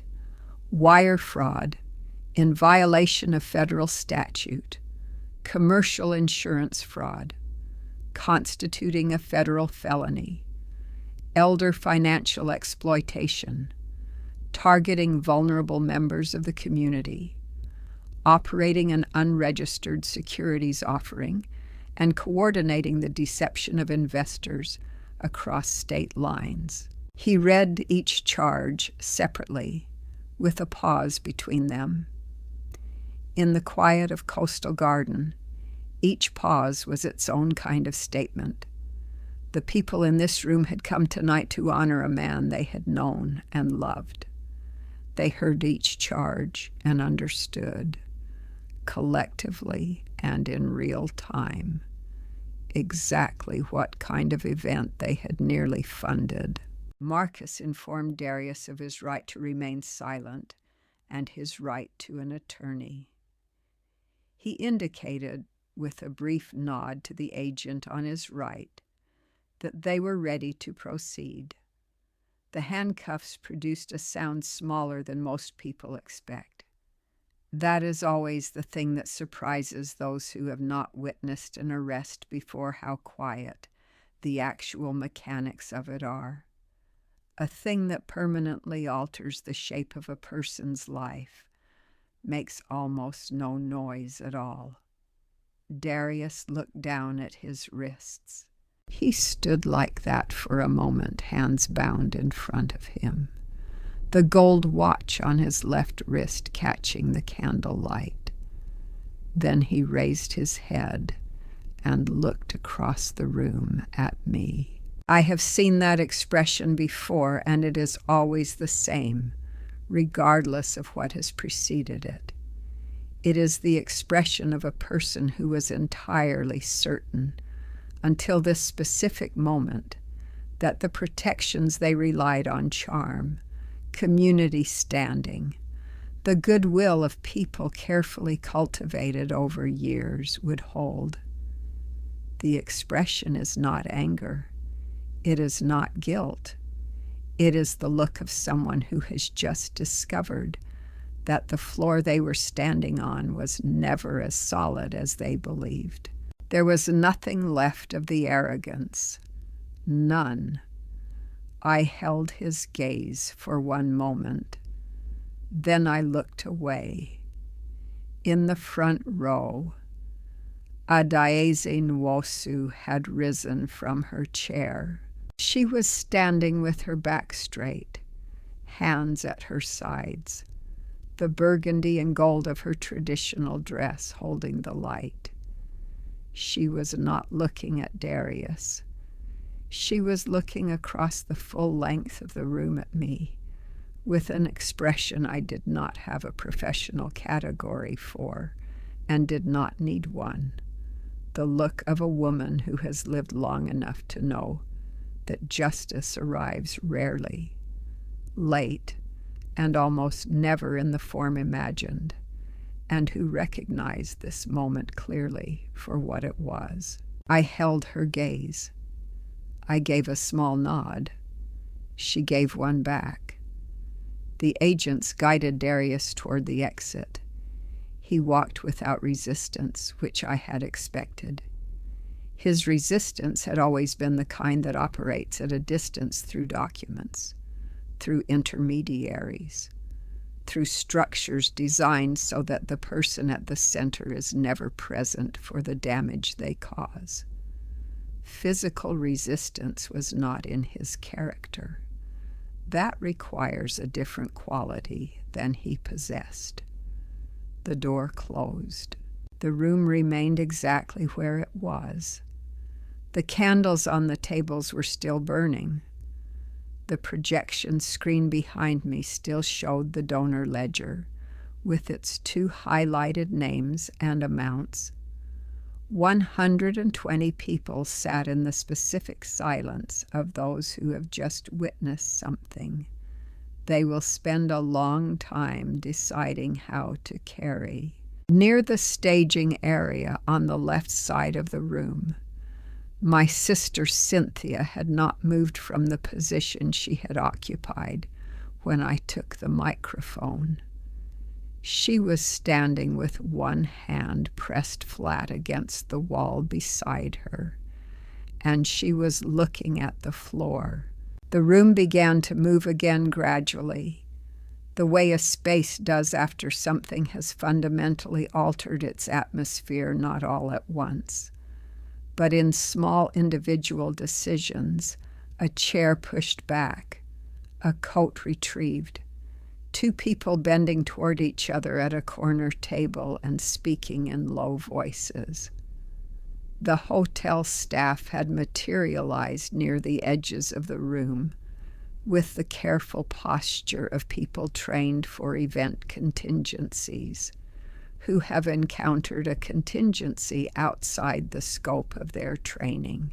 I unplugged my tablet from the projection cable, and the screen behind the stage went dark. I stepped down from the platform and returned the microphone to its stand. Neither action felt particularly significant. They were simply the final 2 steps in a task that had begun when I reached across the kitchen table 3 weeks ago and picked up Naomi's phone. I moved to the side of the room and stood near the back wall, watching the space redistribute itself. Most of the guests were leaving in quiet groups. speaking in the particular low register people use when they have witnessed something that has not yet resolved itself into language. A few of the older community members remained seated, not because they did not understand the evening was over, but because they were the kind of people who do not leave a room quickly after witnessing something that deserves to be sat with for a moment. Adaize Nwosu came to me before I could go to her. She moved across the room with the careful deliberateness of someone who has decided exactly where they are going. She stopped in front of me and reached out with both hands and placed them over mine. Her hands were small and warm and had the texture of hands that have done a great deal of work over a great many years and have not been diminished by any of it. She did not say anything. She looked at me directly, and in her expression was the kind of acknowledgement that exists in a register below language, the recognition of one person by another, across the specific distance of what each has survived to be standing here. She held my hands for a moment. Then she patted them once. The way you pat something you want to confirm is solid. And she turned and walked back to the front of the room. I watched her go. Then I became aware that Cynthia was standing 3 feet from me. She had moved quietly, and I had not noticed when. She was standing without the posture she had always maintained in my presence, the composed, carefully managed posture of a woman who has always been aware of an audience. She was standing the way people stand when they have used the last of the energy required for management of any kind. Her hands were at her sides.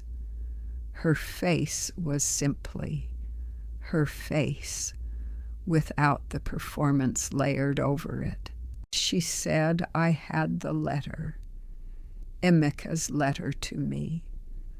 I thought if he wrote it, if he felt that, then I was doing what he would have wanted. I thought I was doing the right thing. Her voice was different from every version I had heard in the preceding weeks, different from the careful enthusiasm of the phone calls, different from the projected warmth of the event.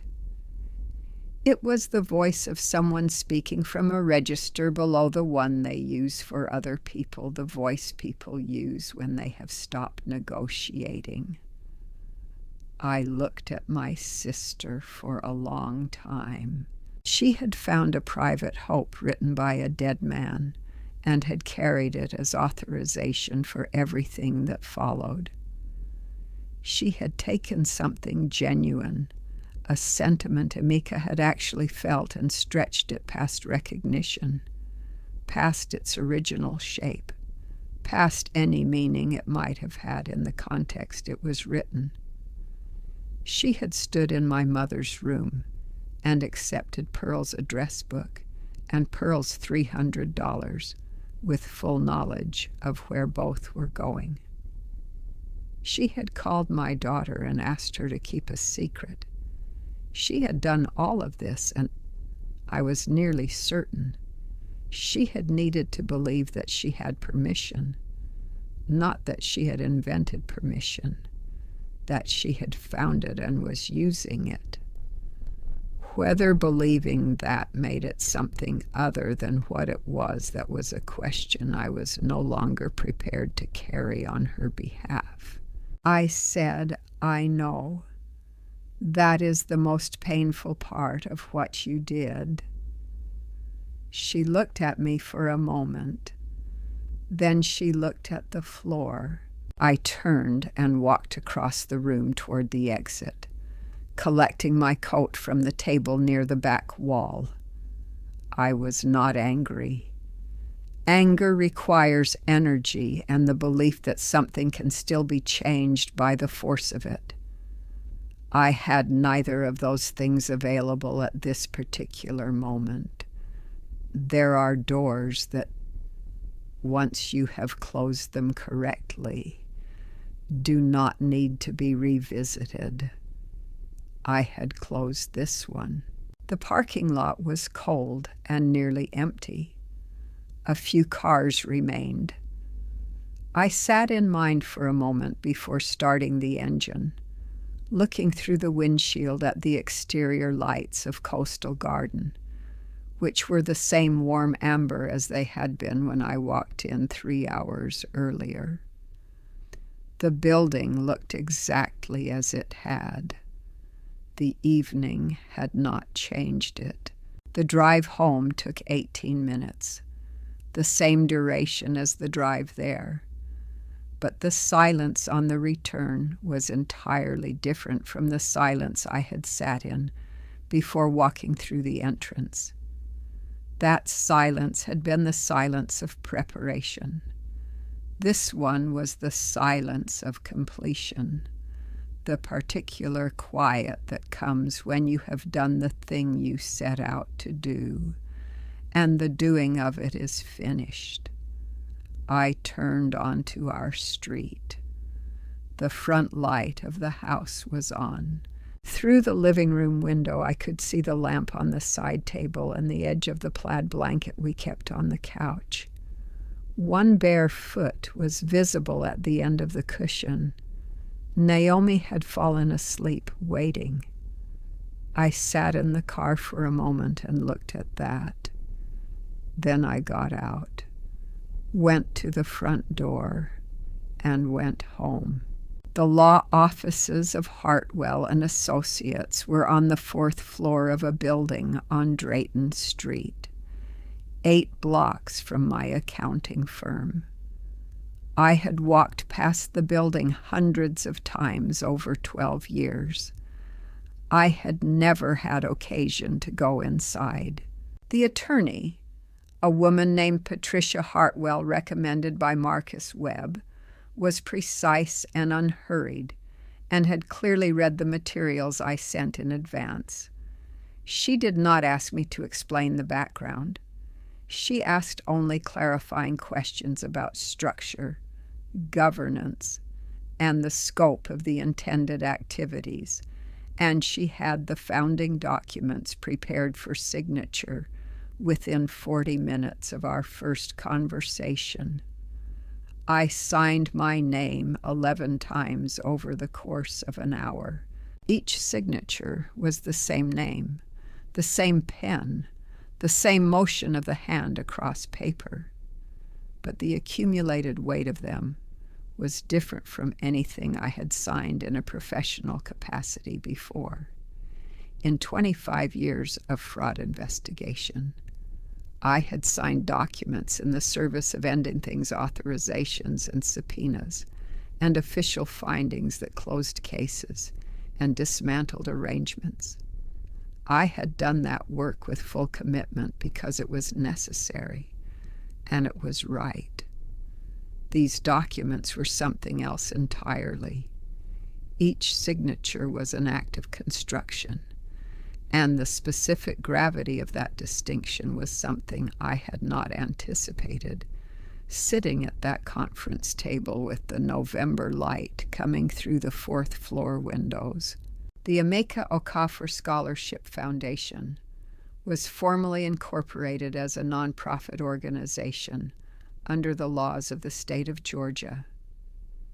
The founding board of 3 community members included Adayeze Nwosu, who had accepted without hesitation when I called her 2 days after the event at Coastal Garden, Reverend Samuel Osei of Grace Emmanuel Church, who had presided at Emeka's funeral and kept his memory present in the congregation since, and a retired educator named Margaret Asante, who had been Emeka's first English tutor when he arrived in Savannah, and who had not known until I called her. that he had written her name down in a letter to himself 30 years later and had kept it. I thanked Patricia Hartwell. I shook her hand and walked back to my car with a folder of documents that had not existed 48 hours before. 3 days after the founding, the court issued its order. The $28,000 frozen in the accounts associated with Darius Events and Entertainment, donated by 114 members of the community to a fund they had believed would honor Emeka, was to be returned in full to each donor. Marcus Webb informed me of this via a brief email on a Thursday afternoon. He included no commentary. He did not need to. The following week, I received a text from an unknown number. A Daisy Nwosu's granddaughter had typed it Mrs. Nwosu received the refund and wishes to say thank you personally. I called back within the hour. She answered on the first ring. We talked for a few minutes about small things, a church renovation, the weather, how Naomi was doing. Before she hung up, she said I always knew he married the right woman. I sat in the parking garage for a while after that, not doing anything in particular, just holding the phone in my lap and looking at the concrete wall in front of me. That evening I made dinner pasta, a salad, nothing that required real concentration, and when Naomi came to the table, I told her everything.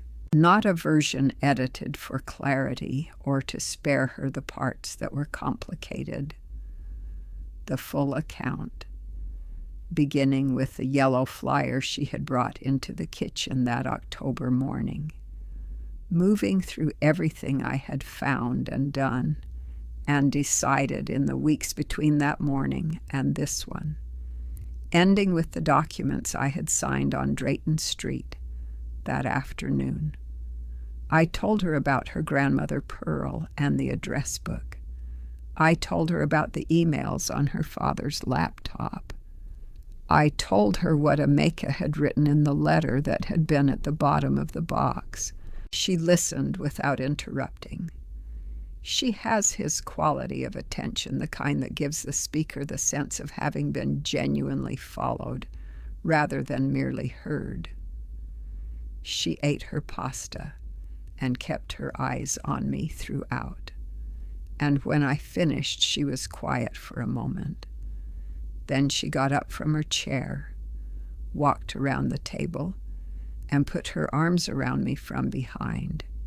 She did not say anything. She had assessed the situation correctly and understood that what was needed was not language. I let myself cry. Not the way I had cried on the bedroom floor after reading Emeka's letter that had been private, alone, in the dark, the release of something long held. This was in the kitchen, at the table, with the overhead light on and my daughter's arms around me and the pasta getting cold. I did not manage it. I did not shorten it. I did not turn my face away. When it was over, I did not apologize. I had spent years teaching Naomi, without knowing I was teaching her, that the way you loved people was by being smaller, quieter, less of a visible weight in the room. What I was teaching her right now, in the kitchen, with my face wet and her arms around me, was something else, that the people who love you deserve to know what you actually feel. That letting someone see you in the difficult moments is not a burden you place on them. It is an act of trust. She held on until I was done. Then she sat back down and picked up her fork. good pasta," she said. I laughed, not a polite laugh or a managed one, the kind that comes out startled and genuine, the way the best ones always do. It came from somewhere below my ribs and surprised me completely. She looked at me across the table with the half-serious expression of someone who has made a joke and is pleased that it landed. We finished dinner. We did the dishes together. We did not talk about anything in particular, and the not talking was the easiest thing we had done together in a very long time. Magnolia Gardens looked different in December light. The oak trees along the entrance road had shed their leaves, and the building was more visible against the pale winter sky, cleaner in outline, stripped of summer's softening. The management had put holiday decorations in the planters near the door, artificial poinsettias arranged with care. It was the kind of gesture that was well-intentioned and did not quite accomplish what it was reaching for. Most things at Magnolia Gardens were like that. I signed in at the front desk and carried the bakery bag down the familiar hallway. Pearl was in the chair by the window, dressed in her blue blouse, the one she wore on days she was expecting someone and had decided to look her best. She turned when she heard the door.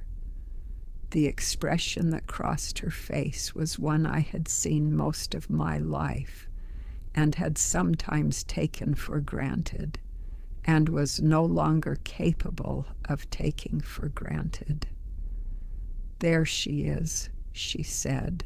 I sat across from her and we talked for a while about the things we always talked about, the crossword, the weather, a new night nurse who sang quietly to herself in the hallway, which Pearl found charming.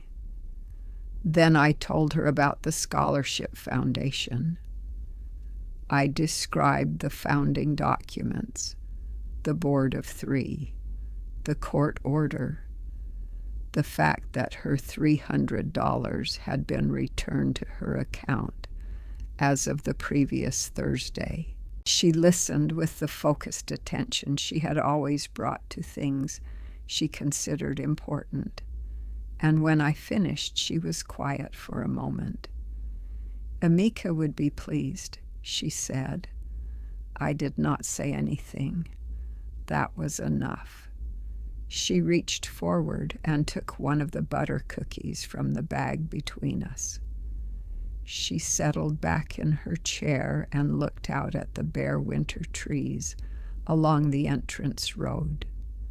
Then she said, without looking at me, "Is Cynthia all right?" The question arrived the way some questions do not, as a surprise exactly, but as the thing you had known was coming and had not found a way to prepare for. Pearl had known both her daughters their entire lives, not just the versions they had assembled for the world, but the versions that existed before they understood. There were versions to assemble. She loved them in the particular way of a woman who had never been asked to choose between them and had never imagined she would be. I said, "I don't know, Mama." She turned her head and looked at me. She did not press for more or offer her own reading or redirect towards something easier. She looked at me for a moment with an expression that held what it held, the knowledge of a woman who understood, from how an answer is given, that it is the most honest one available, and then she nodded once and reached for another cookie. I left Magnolia Gardens in the early afternoon and drove home along the river road. About 6 minutes from the facility, my phone rang through the car speakers, an unlisted number. I answered.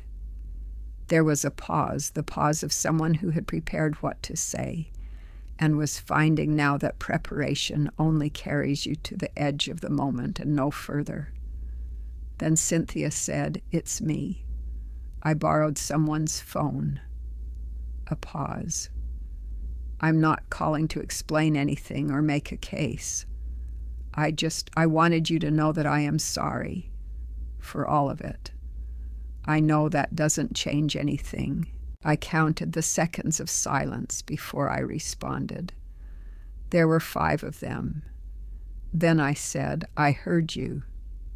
The call ended. I did not block the number. I did not pull over to process it or reach for a way to categorize what had just happened. I let the road continue in front of me and held what she had said. In the way you hold something you are not ready to put down and are not prepared to carry further, just held it in the space between what was behind me and whatever came next. There is a particular quality to receiving an apology you are not ready to accept and are not prepared to refuse. It asks nothing of you in the moment except that you not pretend you didn't hear it. I had not pretended. That was all I had to offer, and I gave it. I turned onto our street and pulled into the driveway and sat for a moment with the engine off. Through the side gate, the backyard was visible in the flat December light.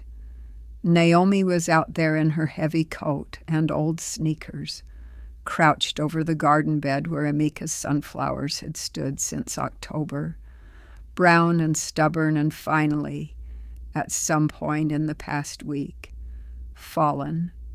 She had a hand trowel. She was working methodically along the length of the bed, turning the soil over in long, careful strokes, clearing out the old roots, breaking up the compacted earth. The dried stalks were piled neatly to one side. The bed itself was dark and open and clean. She had not mentioned doing this. She had not asked permission or discussed it or made it into an event. She had simply looked at the garden one day and decided it was time, and gone out and done it. I sat in the car and watched my daughter work in the garden her father had planted, turning the ground over in the December light, making it ready for whatever she had decided to put in it next. She did not look up. She did not know I was there. After a while, I got out of the car and went inside to start dinner. I drove to Tybee Island on a Saturday in December, 3 weeks after the evening at Coastal Garden. I had not planned to go. I woke up that morning with no particular intention for the day, made coffee, watched the news, sat at the kitchen table while Naomi ate cereal and scrolled through her phone with the Saturday morning expression she had inherited from Amika, present in the body, elsewhere in the mind. At some point around 10:30, I put on my coat, picked up my keys, and told her I was going for a drive. She looked up. "How long?" "A few hours," I said. "Maybe more?" She held my gaze for a moment with the attention she had been bringing to things lately, the attention of someone who has been trusted with something significant and is taking that trust seriously. Then she nodded and went back to her cereal. The drive from Savannah to Tybee takes about 30 minutes on a clear day. You leave the city in stages, the traffic thinning, the buildings dropping lower and more spread out, and then the marshes opening on both sides of the causeway. The grass is flat and brown in December. the dark water threading between them in long, quiet channels, then the bridge, then the island, then the Atlantic.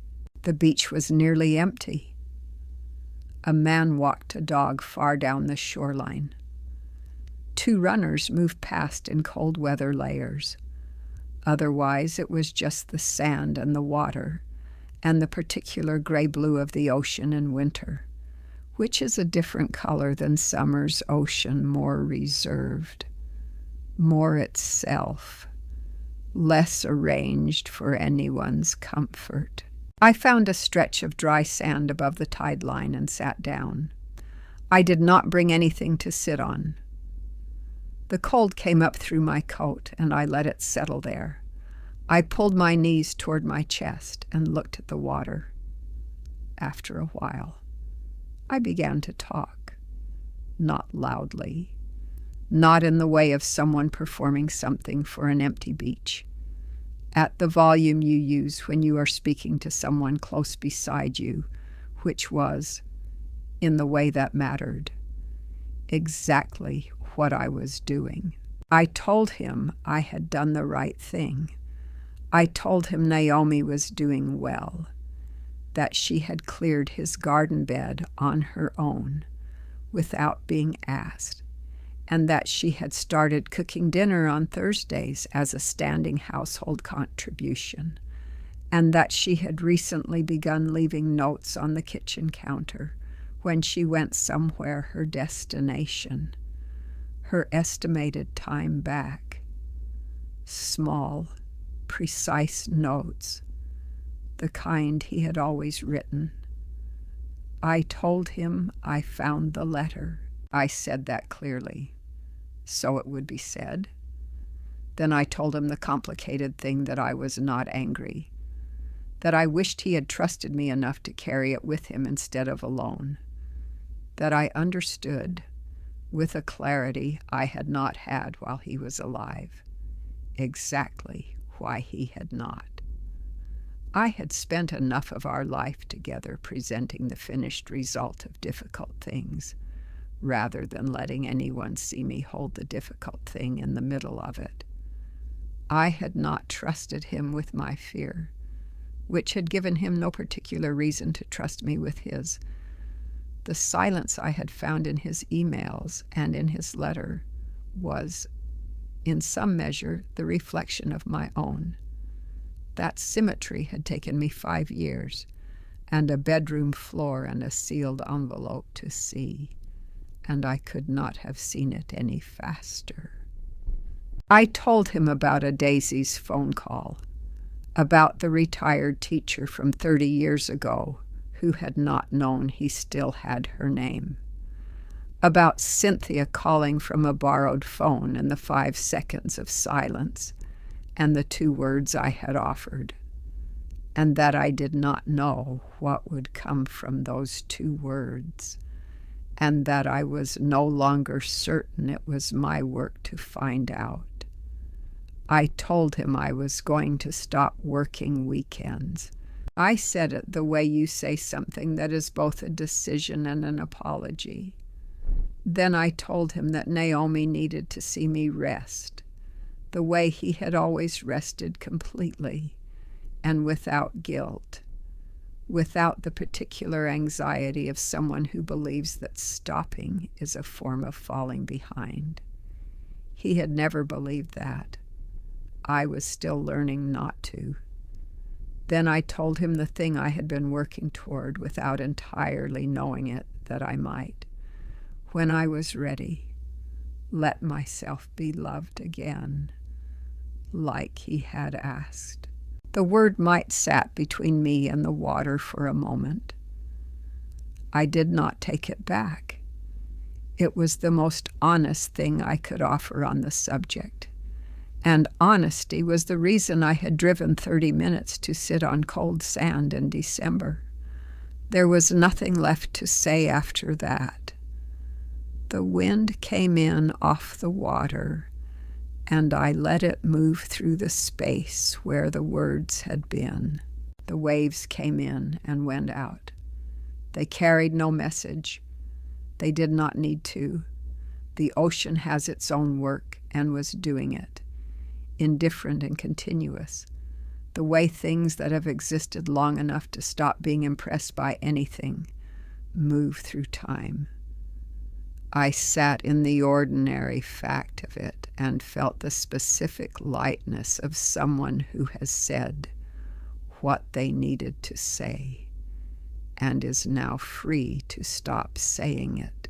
I remained on the sand for a while after that, not thinking about anything in particular. Then I stood up, brushed the sand off my coat, and walked back to the car. The drive home took the same 30 minutes as the drive out, but the light had shifted in the late afternoon lower and warmer, the marsh grasses catching it in a way that made them briefly luminous. I drove with the radio off and the windows up and the quiet of someone who has closed something and does not feel the need to examine the closing. I was almost to the city limits when the thought of Emika's letter on the nightstand came to me. The way things come when you are not reaching for them. I held it, and for the first time since I had placed it there, thinking of it cost me nothing. Naomi was sitting on the front porch when I pulled into the driveway. She had a book open on her knees and her feet tucked up under her on the step, wearing the oversized sweatshirt she had been growing into all fall. When she heard the car, she looked up. She raised one hand in a small, unhurried wave, not the wave of someone who has been worried and is relieved, but the wave of someone who is glad you are back and wanted you to know it without making a production of it. I sat in the car for a moment and looked at her across the yard. Then I got out, walked up to the porch, and sat down on the step beside her. She leaned her shoulder into mine without looking up from her book. I did not say anything. We stayed like that in the December light until the cold drove us inside. In the weeks that followed, the loose ends of the previous 2 months resolved themselves in the way such things do not all at once, but incrementally, each piece finding its place without requiring anything more from me. Darius was in federal custody, awaiting trial on 4 counts, each of which his attorney a new one, since his previous representation had required a retainer he could no longer fund was working to manage. Marcus Webb told me my testimony would likely not be required, but I kept the week blocked in my calendar regardless. Cynthia was managing on her own. That was the extent of what I knew, and the extent of what I intended to seek. The help I might have offered before the choices were made would have looked different from the help she needed now. I was not the right person to provide the second kind, and I had made my peace with that. In early January, the Scholarship Foundation received its first batch of applications, 18 of them. The review committee met at Adeze Nwosu's kitchen table on a Thursday evening. She preferred to conduct important business at a kitchen table, which I understood. Reverend Osei brought food. Margaret Asante brought every application annotated in green ink. We selected 4 recipients and called each of them on a Friday afternoon. Every one of them asked if there was anything they needed to do. We told them only one thing: do the work. And when the work becomes difficult, remember whose name is attached to the money. I have thought a great deal, in the months since about what those 2 months were and were not. They were not a victory in the sense that word usually means the clean defeat of something bad by something good. The world is messier than that, and I am too old and too experienced to pretend otherwise. They were something more specific and more durable, a set of decisions made in sequence, each one slightly harder than the last, each one chosen deliberately over the easier alternative, until the accumulation of them had built something that had not existed before. The hardest truth I carry forward is this: the people who love you conditionally, who appear when they need something and disappear when they don't, are not family in any meaningful sense of the word. They are an arrangement. And arrangements, when they have caused sufficient harm, can be ended without guilt and without apology. For too long, I believed that blood was reason enough to endure what I would not tolerate from anyone else. I believed that being the strong one meant never saying no. I believed that the love I gave freely would eventually be returned in kind. It was not returned. And the day I accepted that, not with bitterness, but with the specific quiet clarity that comes when you finally stop arguing with the fact, was the day I understood what freedom actually costs and what it gives you back.